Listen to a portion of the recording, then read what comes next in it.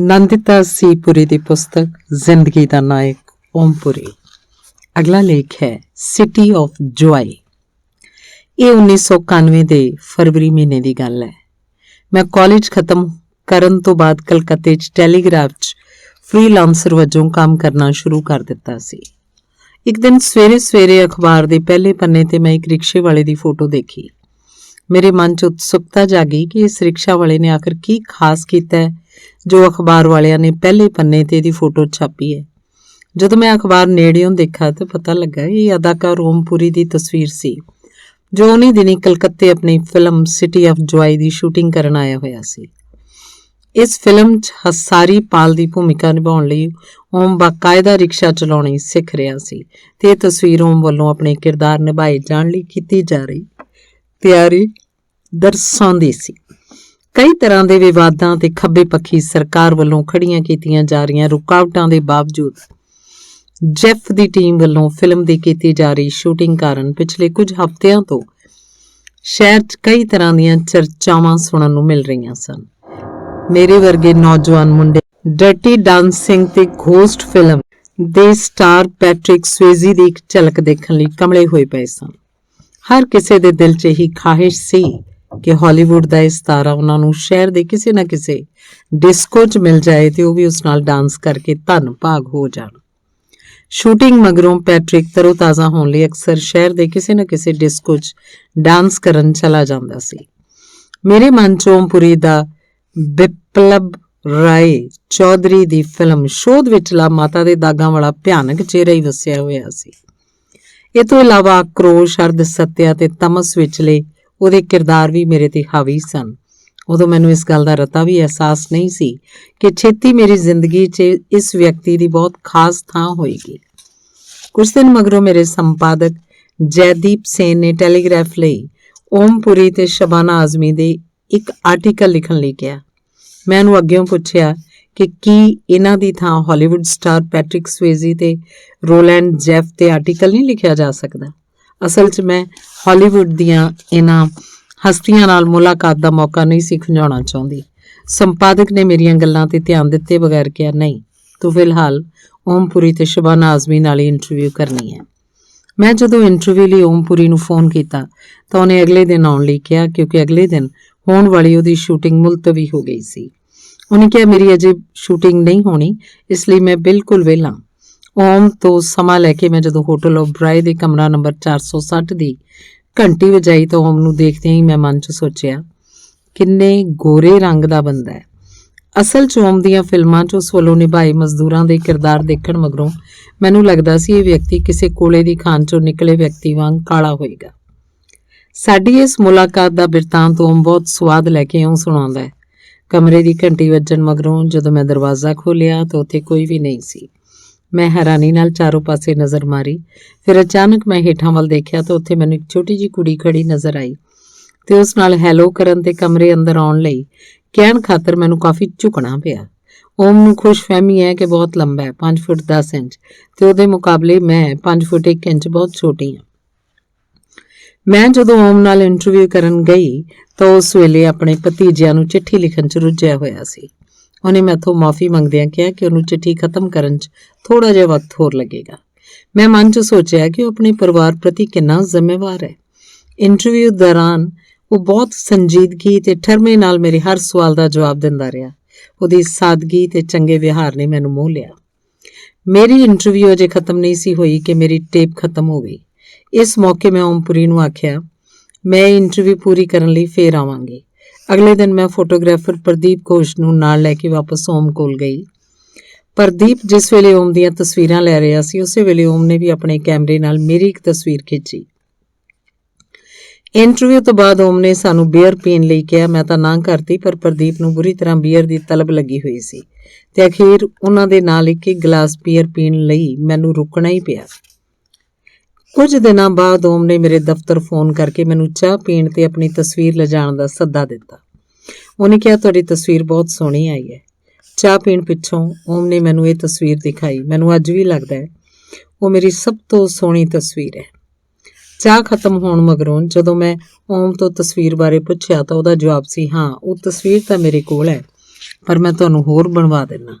ਇਹਦਾ ਮਤਲਬ ਹੈ ਕਿ ਤੁਹਾਨੂੰ ਇੱਕ ਵਾਰ ਹੋਰ ਮੇਰੇ ਨਾਲ ਚਾਹ ਪੀਣੀ ਪਏਗੀ।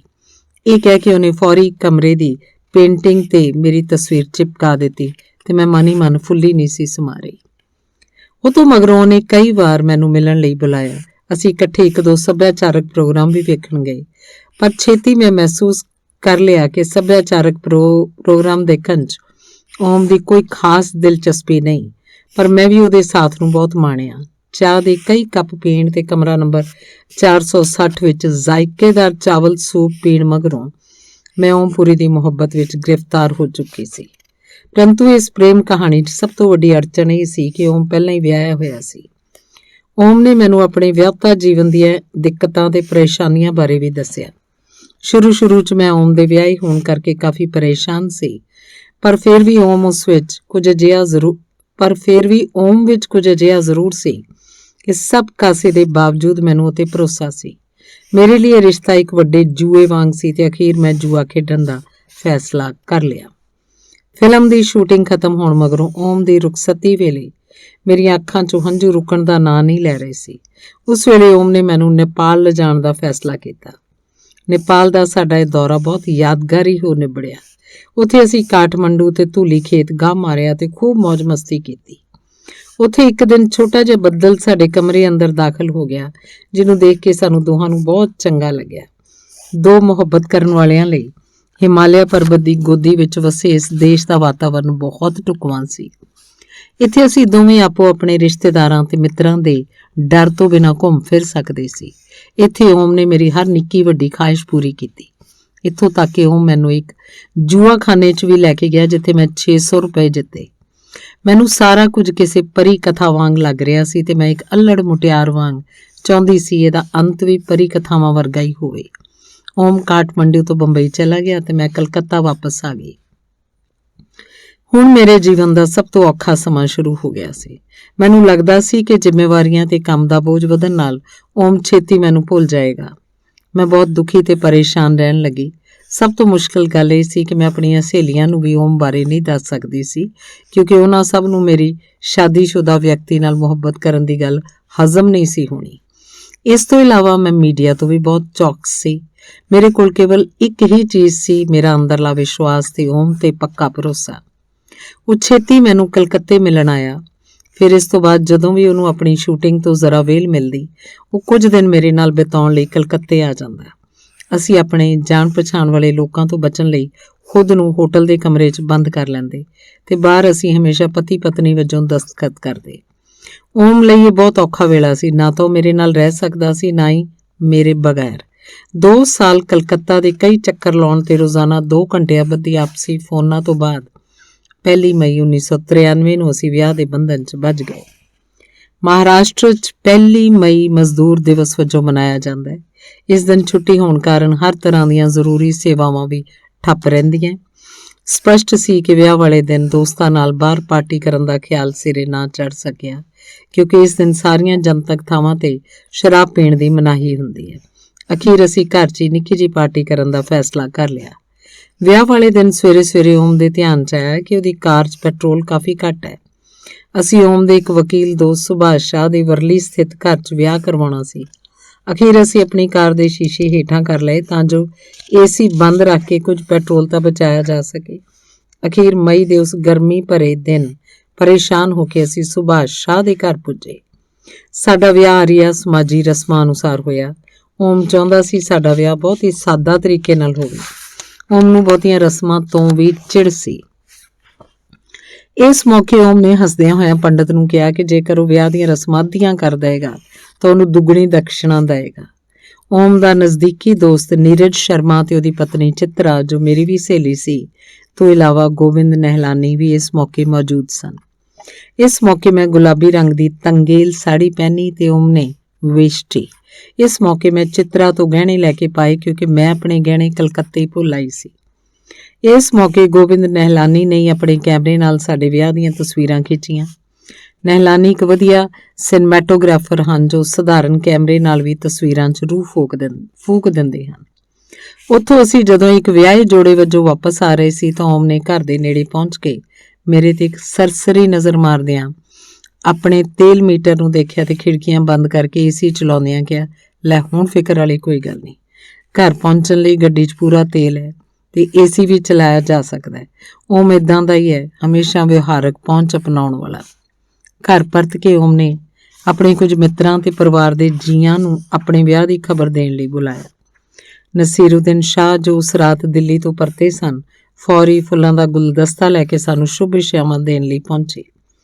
ਓਮ ਦੇ ਇੱਕ ਹੋਰ ਦੋਸਤ ਜਯੰਤ ਕਿਰਪਲਾਨੀ ਨੇ ਵਿਆਹ ਦੀ ਮੁਬਾਰਕਬਾਦ ਦੇਣ ਲਈ ਅੱਧੀ ਰਾਤ ਸਾਡੇ ਘਰ ਦੀ ਘੰਟੀ ਆ ਵਜਾਈ। ਉਹ ਸਾਡੇ ਲਈ ਤੋਹਫੇ ਵਜੋਂ ਝਾੜੂ ਗਿਫਟ ਪੇਪਰ 'ਚ ਲਪੇਟ ਕੇ ਲਿਆਇਆ ਸੀ। ਓਮ ਦੀ ਪਤਨੀ ਵਜੋਂ ਮੇਰੀ ਸ਼ੁਰੂਆਤ ਦੁੱਧ ਉਬਾਲਣ ਨਾਲ ਹੋਈ। ਮੇਰੇ ਕੋਲੋਂ ਸਾਰਾ ਦੁੱਧ ਉਬਲ ਕੇ ਬਾਹਰ ਰੁੜ ਗਿਆ। ਜਯੰਤ ਦੀ ਪਤਨੀ ਗੁਲਾਮ ਦਾ ਕਹਿਣਾ ਸੀ ਕਿ ਦੁੱਧ ਉਬਲਣਾ ਵਿਆਹੁਤਾ ਜੀਵਨ ਲਈ ਸ਼ੁਭ ਸ਼ਗਨ ਹੈ। ਵਿਆਹ ਤੋਂ 1 ਮਹੀਨੇ ਮਗਰੋਂ ਓਮ ਨੂੰ ਮਾਈਕ ਨਿਕੋਲਸ ਦੀ ਫਿਲਮ ਵੁਲਫ ਵਿੱਚ ਬਤੌਰ ਮਹਿਮਾਨ ਕਲਾਕਾਰ ਕੰਮ ਕਰਨ ਦੀ ਪੇਸ਼ਕਸ਼ ਮਿਲੀ। ਆਪਣੇ ਸੁਭਾਅ ਅਨੁਸਾਰ ਓਮ ਮਹਿਮਾਨ ਭੂਮਿਕਾ ਕਰਨ ਤੋਂ ਕਤਰਾਉਂਦਾ ਸੀ। ਹਿੰਦੀ ਫਿਲਮਾਂ 'ਚ ਉਹ ਕਦੇ ਮਹਿਮਾਨ ਭੂਮਿਕਾ ਨਹੀਂ ਕਰਦਾ, ਪਰ ਜੇਕਰ ਡਾਇਰੈਕਟਰ ਮਾਈਕ ਨਿਕੋਲਸ ਹੋਵੇ ਤੇ ਫਿਲਮ 'ਚ ਤੁਹਾਡਾ ਸੀਨ ਜੈਕ ਨਿਕੋਲਸ ਨਾਲ ਹੋਵੇ ਤੇ ਫਿਲਮ ਦੀ ਕਹਾਣੀ ਦਾ ਮਹੱਤਵਪੂਰਨ ਹਿੱਸਾ ਹੋਵੇ ਤਾਂ ਇਸ ਫਿਲਮ 'ਚ ਕੰਮ ਨਾ ਕਰਨਾ ਬੇਵਕੂਫੀ ਹੋਏਗੀ। ਅਖੀਰ ਉਹਨੇ ਇਸ ਫਿਲਮ 'ਚ ਕੰਮ ਕਰਨ ਦਾ ਫੈਸਲਾ ਕਰ ਲਿਆ। ਓਮ ਹਮੇਸ਼ਾ ਹੀ ਨਿਕੋਲਸ ਦਾ ਵੱਡਾ ਪ੍ਰਸ਼ੰਸਕ ਰਿਹਾ। ਨਿਕੋਲਸ ਨੇ ਓਮ ਨੂੰ ਲਾਸ ਏਂਜਲਸ ਆਉਣ ਲਈ ਹਵਾਈ ਜਹਾਜ਼ ਦਾ ਫਸਟ ਕਲਾਸ ਦਾ ਮੁਫਤ ਟਿਕਟ ਭੇਜਿਆ ਤੇ ਓਮ ਨੇ ਉਹਨੂੰ 2 ਬਿਜ਼ਨਸ ਕਲਾਸ ਟਿਕਟਾਂ ਵਿੱਚ ਤਬਦੀਲ ਕਰਵਾ ਲਿਆ ਤੇ ਅਸੀਂ ਇਕੱਠੇ ਹਾਲੀਵੁੱਡ ਗਏ। ਮੇਰੇ ਲਈ ਇਹ ਸਧਾਰਨ ਹਨੀਮੂਨ ਸੀ ਤੇ ਓਮ ਲਈ ਕੰਮਕਾਜੀ ਹਨੀਮੂਨ। ਭਵਿੱਖ 'ਚ ਸਾਡੇ ਕੋਲ ਕੰਮਕਾਜੀ ਹਨੀਮੂਨ ਮਨਾਉਣ ਦੇ ਕਈ ਮੌਕੇ ਆਏ। ਅਮਰੀਕਾ ਯਾਤਰਾ ਦਾ ਹਰ ਪਲ ਮੇਰੇ ਲਈ ਖਾਸ ਸੀ। ਜੈਕ ਨਿਕੋਲਸਨ ਤੋਂ ਆਪਣੀਆਂ ਗੱਲਾਂ ਤੇ ਮਿਲੇ ਚੁੰਮਣ ਤੋਂ ਲੈ ਕੇ ਉਸ ਨਾਲ ਮੋਨੀਟਰ ਤੇ ਬੈਠਣ ਤੇ ਮਿਸ਼ੇਲ ਫਾਈਫਰ ਦੀ ਸੁੰਦਰਤਾ ਅੱਖੀਂ ਦੇਖਣ ਤੱਕ। ਪਾਸਾਡੇਨਾ 'ਚ ਅਸੀਂ ਯੂਨੀਵਰਸਲ ਸਟੂਡੀਓ, ਫਾਰਮਰਸ ਮਾਰਕੀਟ ਤੇ ਹਟਿੰਗਟਨ ਲਾਇਬ੍ਰੇਰੀ ਵਰਗੀਆਂ ਮਹੱਤਵਪੂਰਨ ਥਾਵਾਂ ਤੇ ਵੀ ਗਏ। ਮੈਂ ਬੇਵਰਲੀ ਸੈਂਟਰ ਜਿਹੇ ਵੱਡੇ ਮਾਲ 'ਚ ਜਾ ਕੇ ਭਮੱਤਰ ਹੀ ਗਈ। ਇੱਕ ਵਾਰ ਤਾਂ ਓਮ ਦੀ ਉਦੋਂ ਜਾਨ ਹੀ ਨਿਕਲ ਗਈ ਜਦੋਂ ਸੜਕ ਪਾਰ ਕਰਨ ਵੇਲੇ ਇੱਕ ਕਾਰ ਨੇ ਮੈਨੂੰ ਟੱਕਰ ਮਾਰ ਦਿੱਤੀ। ਬਾਅਦ 'ਚ ਓਮ ਨੇ ਮੇਰੇ ਤੇ ਵਰਦਿਆਂ ਕਿਹਾ, ਮੈਨੂੰ ਸਮਝ ਨਹੀਂ ਸੀ ਆ ਰਹੀ ਕਿ ਜੇ ਤੈਨੂੰ ਕੁਝ ਹੋ ਜਾਂਦਾ ਤੇ ਤੇਰੀ ਮਾਂ ਨੂੰ ਕੀ ਜਵਾਬ ਦਿੰਦਾ। ਬੰਬਈ ਪਰਤਣ ਮਗਰੋਂ ਓਮ ਫਿਲਮਾਂ 'ਚ ਕਾਫੀ ਰੁੱਝ ਗਿਆ ਤੇ ਉਹਨੇ ਪੰਜਾਬ ਤੋਂ ਆਪਣੇ ਭਰਾ ਤੇ ਭਰਜਾਈ ਨੂੰ ਵੀ ਉੱਥੇ ਬੁਲਾ ਲਿਆ ਤੇ ਭਿੰਦਰ ਵਿਚਲੇ ਆਪਣੇ 2 ਮੰਜ਼ਿਲਾ ਪੈਂਟ ਹਾਊਸ ਵਿੱਚ ਉਹਨਾਂ ਦੇ ਠਹਿਰਨ ਦਾ ਪ੍ਰਬੰਧ ਕਰ ਦਿੱਤਾ। ਇਸ ਦੌਰਾਨ ਮੈਂ ਵੀ ਗ੍ਰਸਤੀ ਦੀ ਜ਼ਿੰਮੇਵਾਰੀ ਸੰਭਾਲ ਲਈ। ਹੋਰਨਾਂ ਪਤਨੀਆਂ ਵਾਂਗ ਮੈਂ ਵੀ ਬੰਬਈ ਦੇ ਪ੍ਰਸਿੱਧ ਚੋਰ ਬਾਜ਼ਾਰ ਤੋਂ ਲੱਕੜੀ ਦਾ ਸਮਾਨ ਤੇ ਸ਼ਹਿਰ ਵਿੱਚ ਲਿਖੀਆਂ ਹੈਂਡਲੂਮ ਦੀਆਂ ਵੱਖ-ਵੱਖ ਦੁਕਾਨਾਂ ਤੋਂ ਪਰਦੇ ਆਦਿ ਖਰੀਦੇ। ਮੇਰੀ ਪੱਤਰਕਾਰ ਵਜੋਂ ਨੌਕਰੀ ਪਿੱਛੇ ਛੁੱਟ ਗਈ ਸੀ, ਪਰ ਆਪਣੀ ਯਾਤਰਾ ਬਾਰੇ ਅੱਜ ਵੀ ਮੈਂ 15 ਦਿਨ ਬਾਅਦ ਕਾਲਮ ਲਿਖਦੀ ਸੀ। ਓਮ ਨੂੰ 1995 'ਚ ਹਾਲੀਵੁੱਡ ਦੇ ਇੱਕ ਹੋਰ ਵੱਡੇ ਪ੍ਰੋਡਕਸ਼ਨ ਹਾਊਸ 'ਚ ਮਾਈਕਲ ਡਗਲਸ ਦੀ film the ghost and the darkness 'ਚ ਕੰਮ ਕਰਨ ਦਾ ਮੌਕਾ ਮਿਲਿਆ। ਇਸ ਫਿਲਮ ਦਾ ਡਾਇਰੈਕਟਰ ਸਟੀਫਨ ਹੌਪਕਿੰਸ ਸੀ। ਇਸ ਫਿਲਮ ਦੀ ਸ਼ੂਟਿੰਗ ਲਈ ਅਸੀਂ ਦੱਖਣੀ ਅਫਰੀਕਾ ਗਏ। ਉੱਥੇ ਅਜੇ ਉਸ ਵੇਲੇ ਹੀ ਨਸਲਵਾਦੀ ਸ਼ਾਸਨ ਦਾ ਅੰਤ ਹੋਇਆ ਸੀ। ਉੱਥੇ ਇੱਕ ਵਾਰ ਅਸੀਂ ਕਾਸਟਿਊਮ ਡਿਪਾਰਟਮੈਂਟ ਦੀਆਂ 2 ਲੜਕੀਆਂ ਨਾਲ ਨੈਲਿਸ ਫਰੂਟ ਮਾਰਕੀਟ ਗਏ। ਖਰੀਦਦਾਰੀ ਕਰਨ ਮਗਰੋਂ ਅਸੀਂ ਬੀਅਰ ਪੀਣ ਲਈ ਇੱਕ ਪੱਬ 'ਚ ਚਲੇ ਗਏ। ਜਦੋਂ ਅਸੀਂ ਪੱਬ 'ਚ ਗਏ ਤਾਂ ਉਹ ਖਚਾ-ਖਚ ਭਰਿਆ ਸੀ। ਜਿਉਂ ਹੀ ਅਸੀਂ ਉੱਥੇ ਦਾਖਲ ਹੋਏ ਤਾਂ ਬਹੁਤੇ ਗੋਰਿਆਂ ਦੀਆਂ ਨਜ਼ਰਾਂ ਸਾਡੇ ਤੇ ਸਨ। ਮਗਰੋਂ ਸਾਨੂੰ ਪਤਾ ਲੱਗਿਆ ਕਿ ਦੱਖਣੀ ਅਫਰੀਕੀ ਗੋਰੇ ਅਜੇ ਵੀ ਨਹੀਂ ਚਾਹੁੰਦੇ ਕਿ ਸਿਆਹ ਫਾਮ ਲੋਕ ਉਹਨਾਂ ਦੇ ਜੀਵਨ 'ਚ ਦਾਖਲ ਹੋਣ। ਪਰ ਹੁਣ ਕੀ ਕੀਤਾ ਜਾ ਸਕਦਾ ਸੀ? ਅਸੀਂ ਤਾਂ ਪੱਬ ਅੰਦਰ ਦਾਖਲ ਹੋ ਚੁੱਕੇ ਸੀ। ਇੱਕ ਵਾਰ ਅਸੀਂ ਐਤਵਾਰ ਵਾਲੇ ਦਿਨ ਦੁਪਹਿਰ ਦਾ ਖਾਣਾ ਖਾਣ ਲਈ ਸਵਾਜ਼ੀਲੈਂਡ ਜਾਣ ਦਾ ਫੈਸਲਾ ਕੀਤਾ। ਸਰਹੱਦ ਤੇ ਸਾਡੇ ਪਾਸਪੋਰਟ ਚੈੱਕ ਕਰਨ ਲਈ ਰੱਖ ਲਏ ਗਏ, ਜਦੋਂ ਕਿ ਸਾਡੀ ਯੂਨਿਟ ਦੇ ਹੋਰ ਮੈਂਬਰ ਬੜੇ ਆਰਾਮ ਨਾਲ ਉੱਧਰ ਆ ਜਾ ਰਹੇ ਸਨ। 1 ਘੰਟੇ ਦੀ ਉਡੀਕ ਮਗਰੋਂ ਅਸੀਂ ਪੁੱਛਿਆ ਕਿ ਆਖਰ ਦਿੱਕਤ ਕੀ ਹੈ, ਤਾਂ ਸਾਨੂੰ ਇੱਕ ਨੋਟਿਸ ਬੋਰਡ ਵੱਲ ਇਸ਼ਾਰਾ ਕਰ ਦਿੱਤਾ ਗਿਆ ਜਿਸ ਤੇ ਸਪਸ਼ਟ ਲਿਖਿਆ ਸੀ, ਭਾਰਤੀਆਂ, ਪਾਕਿਸਤਾਨੀਆਂ ਤੇ ਬੰਗਲਾਦੇਸ਼ੀਆਂ ਦਾ ਇੱਥੇ ਸਵਾਗਤ ਨਹੀਂ। ਨਿਸ਼ਚੇ ਹੀ ਇਹਨਾਂ ਦੇਸ਼ਾਂ ਦੇ ਲੋਕਾਂ ਦਾ ਰਿਕਾਰਡ ਉੱਥੇ ਵਧੇਰੇ ਚੰਗਾ ਨਹੀਂ ਸੀ। ਅਖੀਰ ਅਸੀਂ ਬਾਅਦ 'ਚ ਕਿਸੇ ਤਰ੍ਹਾਂ ਸਵਾਜ਼ੀਲੈਂਡ ਜਾਣ 'ਚ ਸਫਲ ਹੋ ਗਏ ਤੇ ਉੱਥੇ ਹੀ ਅਸੀਂ ਬਹੁਤ ਸਵਾਦ ਸੀ ਫੂਡ ਖਾਧਾ। ਅਸੀਂ ਸਵਾਜ਼ੀਲੈਂਡ ਇਸ ਲਈ ਗਏ ਕਿ ਓਮ ਉੱਥੇ ਜਾਣ ਲਈ ਬਹੁਤ ਉਤਸੁਕ ਸੀ। ਗੱਲ ਸਿਰਫ ਇੰਨੀ ਸੀ ਕਿ ਓਮ ਨੇ ਬੱਚਿਆਂ ਵਾਂਗ ਜ਼ਿੱਦ ਫੜੀ ਹੋਈ ਸੀ ਕਿ ਉਹ ਹਰ ਹਾਲ ਆਪਣੇ ਪਾਸਪੋਰਟ ਤੇ ਸਵਾਜ਼ੀਲੈਂਡ ਦੀ ਮੋਹਰ ਚਾਹੁੰਦਾ ਹੈ। ਸਾਡੇ ਬੰਬਈ ਪਰਤਨ ਤੇ ਓਮ ਚਾਹੁੰਦਾ ਸੀ ਕਿ ਅਸੀਂ ਆਪਣਾ ਪਰਿਵਾਰ ਸ਼ੁਰੂ ਕਰ ਲਈਏ, ਪਰ ਮੈਂ ਇੰਨੀ ਛੇਤੀ ਬੱਚਾ ਨਹੀਂ ਚਾਹੁੰਦੀ ਸੀ। ਅਖੀਰ ਅਸੀਂ ਪਰਿਵਾਰ ਸ਼ੁਰੂ ਕਰਨ ਦਾ ਫੈਸਲਾ ਟਾਲ ਦਿੱਤਾ। ਘਰ 'ਚ 3 ਕੱਛੂਆਂ, ਅਮਰ, ਅਕਬਰ, ਐਂਥਨੀ ਤੋਂ ਇਲਾਵਾ ਹੋਰ ਕੋਈ ਖਾਸ ਚੀਜ਼ ਨਹੀਂ ਸੀ। ਇਹਨਾਂ ਕੱਛੂਆਂ ਨੂੰ ਓਮ ਸਿਟੀ ਆਫ ਜੁਆਈ ਦੇ ਸੈੱਟ ਤੋਂ ਲੈ ਕੇ ਆਇਆ ਸੀ। ਮੇਰੇ ਕੋਲ ਹੁਣ ਖੁੱਲ੍ਹਾ ਵਕਤ ਸੀ। ਮੈਂ ਰੋਜ਼ ਆਪਣੇ ਇਲਾਕੇ ਦੇ ਕੁੱਤਿਆਂ ਨੂੰ ਖਾਣਾ ਖਵਾਉਣ ਚਲੀ ਜਾਂਦੀ ਸੀ। ਇੱਕ ਦਿਨ ਜਦੋਂ ਮੈਂ ਹੋਰ ਕੁੱਤਿਆਂ ਦੇ ਨਾਲ 1-2 ਮਹੀਨੇ ਦੇ ਕਤੂਰੇ ਨੂੰ ਦੁੱਧ ਤੇ ਬ੍ਰੈਡ ਖਵਾ ਰਹੀ ਸੀ ਤਾਂ ਮੇਰੇ ਆਲੇ ਦੁਆਲੇ ਚੱਕਰ ਕੱਟਣ ਲੱਗਿਆ। ਉਹ ਦੇਖਣ ਨੂੰ ਬਹੁਤ ਮਰੀਅਲ ਨਜ਼ਰ ਆ ਰਿਹਾ ਸੀ। ਮੈਂ ਉਹਨੂੰ ਫੌਰੀ ਆਪਣੇ ਨਾਲ ਘਰ ਲਿਆਉਣ ਦਾ ਫੈਸਲਾ ਕੀਤਾ। ਉਹਨੂੰ ਨਾਲ ਲੈ ਕੇ ਜਦੋਂ ਮੈਂ ਘਰ ਮੁੜੀ ਤਾਂ ਓਮ ਛੱਤ ਤੇ ਬੈਠ ਕੇ ਚਾਹ ਪੀ ਰਿਹਾ ਸੀ। ਮੇਰੇ ਨਾਲ ਇੱਕ ਕਤੂਰੇ ਨੂੰ ਦੇਖ ਕੇ ਉਹਨੇ ਪੁੱਛਿਆ, ਕੌਣ ਹੈ? ਮੈਂ ਬੇਨਤੀ ਭਰੇ ਲਹਿਜੇ 'ਚ ਜਵਾਬ ਦਿੱਤਾ ਕਿ ਕੁਝ ਦਿਨਾਂ ਲਈ ਇਸ ਨਿੱਕੇ ਕਤੂਰੇ ਨੂੰ ਮੈਂ ਘਰ ਰੱਖ ਲਵਾਂ। ਇਹ ਕਾਫੀ ਕਮਜ਼ੋਰ ਹੈ। ਜੇ ਮੈਂ ਇਹਨੂੰ ਬਾਹਰ ਰਹਿਣ ਦਿੱਤਾ ਤਾਂ ਇਹ ਮਰ ਜਾਏਗਾ। ਜਦੋਂ ਇਹ ਥੋੜਾ ਤੰਦਰੁਸਤ ਹੋ ਜਾਏਗਾ ਤਾਂ ਅਸੀਂ ਇਹਨੂੰ ਬਾਹਰ ਛੱਡ ਆਵਾਂਗੇ। ਠੀਕ ਹੈ, ਰੱਖ ਲੈ, ਪਰ ਇਹਦਾ ਨਾਂ ਕੀ ਹੈ? ਓਮ ਨੇ ਪੁੱਛਿਆ। ਜੈਕੀ, ਮੈਂ ਜਵਾਬ ਦਿੱਤਾ। ਮੈਨੂੰ ਕੋਈ ਹੋਰ ਨਾਂ ਨਾ ਸੁਝਿਆ। ਗੁਆਂਢ 'ਚ ਕਿਸੇ ਦੇ ਬੱਚੇ ਦਾ ਨਾਂ ਜੈਕੀ ਸੀ, ਇਸ ਲਈ ਮੈਂ ਉਹਦਾ ਨਾਂ ਐਵੇਂ ਜੈਕੀ ਕਹਿ ਦਿੱਤਾ। ਸਭ ਤੋਂ ਪਹਿਲਾਂ ਮੈਂ ਜੈਕੀ ਦੇ ਸਰੀਰ ਤੇ ਚਿੱਚੜਾ ਮਾਰਨ ਵਾਲਾ ਪਾਊਡਰ ਲਾਇਆ। ਸਾਰੇ ਚਿੱਚੜਾਂ ਨੇ ਮਰਨ ਤੋਂ ਪਹਿਲਾਂ ਜੈਕੀ ਨੂੰ ਵਾਹ-ਵਾਹ ਕੱਟਿਆ। ਜੈਕੀ ਨੂੰ ਕਾਫੀ ਦਰਦ ਹੋ ਰਿਹਾ ਸੀ। ਜੈਕੀ ਦੀ ਹਾਲਤ ਵੇਖ ਕੇ ਓਮ ਹੱਸਣ ਲੱਗਾ। ਮੈਂ ਉਹਨੂੰ ਗੁੱਸੇ 'ਚ ਕਿਹਾ, ਇਹ ਕੋਈ ਹੱਸਣ ਵਾਲੀ ਗੱਲ ਹੈ? ਤਾਂ ਓਮ ਨੇ ਅੱਗੋਂ ਹੱਸਦਿਆਂ ਕਿਹਾ, ਮੈਂ ਕੀ ਕਰਾਂ? ਜੈਕੀ ਜਿਵੇਂ ਟੱਪ ਰਿਹਾ, ਉਹਨੂੰ ਵੇਖ ਕੇ ਮੇਰਾ ਹਾਸਾ ਬੰਦ ਨਹੀਂ ਹੁੰਦਾ। ਕੁਝ ਹੋਰ ਦਿਨ ਤੇ ਹਫ਼ਤੇ ਬੀਤਣ ਮਗਰੋਂ ਮੈਂ ਹੀ ਨਹੀਂ ਸਗੋਂ ਓਮ ਵੀ ਜੈਕੀ ਨਾਲ ਕਾਫੀ ਘੁਲ ਮਿਲ ਗਿਆ। ਇੱਕ ਦਿਨ ਓਮ ਨੇ ਮੈਨੂੰ ਪੁੱਛਿਆ ਕਿ ਅਸੀਂ ਵਾਕਈ ਇਹਨੂੰ ਬਾਹਰ ਛੱਡ ਸਕਾਂਗੇ। ਮੈਨੂੰ ਤਾਂ ਇਸੇ ਘੜੀ ਦੀ ਉਡੀਕ ਸੀ ਤੇ ਇਸ ਤਰ੍ਹਾਂ ਜੈਕੀ ਪੱਕੇ ਤੌਰ ਤੇ ਸਾਡੇ ਪਰਿਵਾਰ ਦਾ ਹਿੱਸਾ ਬਣ ਗਿਆ। ਅਸੀਂ ਉਸ ਨਾਲ ਬਹੁਤ ਲਾਡ ਲਡਾਉਂਦੇ ਤੇ ਉਹਦੀ ਹਰ ਹਰਕਤ ਵੇਖ ਕੇ ਖੁਸ਼ ਹੁੰਦੇ ਤੇ ਆਪਣੇ ਦੋਸਤਾਂ ਨੂੰ ਉਹਦੀਆਂ ਗੱਲਾਂ ਸੁਣਾਉਂਦੇ। ਸਾਡੇ ਮਿੱਤਰਾਂ ਨੂੰ ਬੋਰ ਹੋਣ ਦੇ ਬਾਵਜੂਦ ਜੈਕੀ ਦੇ ਕਿੱਸੇ ਸੁਣਨੇ ਪੈਂਦੇ। ਕੁਝ ਲੋਕ ਤਾਂ ਇਹ ਵੀ ਸਮਝ ਲੈਂਦੇ ਕਿ ਅਸੀਂ ਜੈਕੀ ਸ਼ਰੌਫ ਦੇ ਨਾਂ ਤੇ ਉਹਦਾ ਨਾਂ ਰੱਖਿਆ। ਇੱਕ ਵਾਰ ਓਮ ਜੈਕੀ ਸ਼ਰੌਫ ਨਾਲ ਕਿਸੇ ਫਿਲਮ 'ਚ ਕੰਮ ਕਰ ਰਿਹਾ ਸੀ ਕਿ ਇੱਕ ਦਿਨ ਅਚਾਨਕ ਓਮ ਨੇ ਜੈਕੀ ਨੂੰ ਪੁੱਛਿਆ ਕਿ ਤੁਹਾਡੇ ਕੋਲ ਕੋਈ ਕੁੱਤਾ ਹੈ?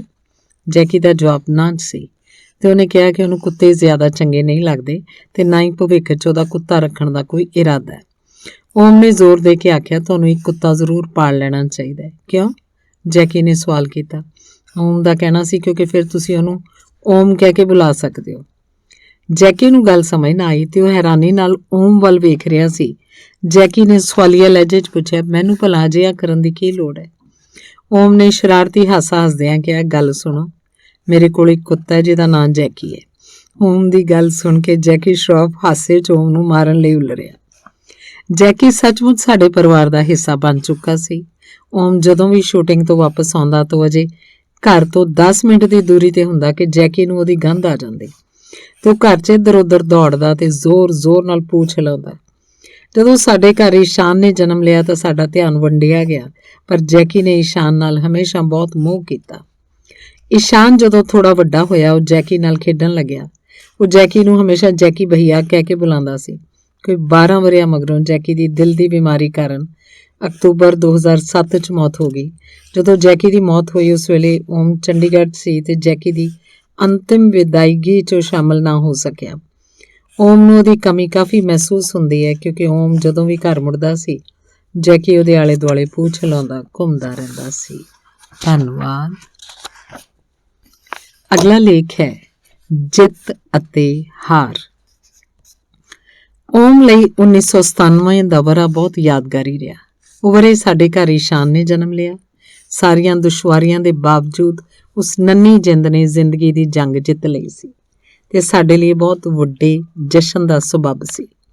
ਸਾਨੂੰ ਲੱਗਦਾ ਸੀ ਕਿ ਈਸ਼ਾਨ ਦੇ ਜਨਮ ਮਗਰੋਂ ਓਮ ਦੇ ਕੰਮ ਦੀ ਰਫ਼ਤਾਰ ਥੋੜੀ ਮੱਠੀ ਪੈ ਜਾਏਗੀ, ਪਰ ਹੋਇਆ ਬਿਲਕੁਲ ਉਲਟ। ਉਹ ਫਿਲਮਾਂ 'ਚ ਪਹਿਲਾਂ ਨਾਲੋਂ ਵੀ ਵੱਧ ਰੁੱਝ ਗਿਆ। ਇਸੇ ਸਾਲ ਹੀ ਉਹਦੀ ਪਹਿਲੀ ਕਮਰਸ਼ੀਅਲ ਫਿਲਮ ਚਾਈਨਾ ਗੇਟ ਆਈ ਜਿਸ 'ਚ ਉਹ ਨਾਇਕ ਸੀ। ਚਾਈਨਾ ਗੇਟ ਦੇ ਨਿਰਦੇਸ਼ਕ ਰਾਜਕੁਮਾਰ ਸੰਤੋਸ਼ੀ ਦਾ ਕਹਿਣਾ ਹੈ, ਆਘਾਤ ਫਿਲਮ ਦੌਰਾਨ ਓਮ ਜੀ ਨੇ ਮੇਰੇ ਅੰਦਰਲੇ ਨਿਰਦੇਸ਼ਕ ਨੂੰ ਪਛਾਣਿਆ।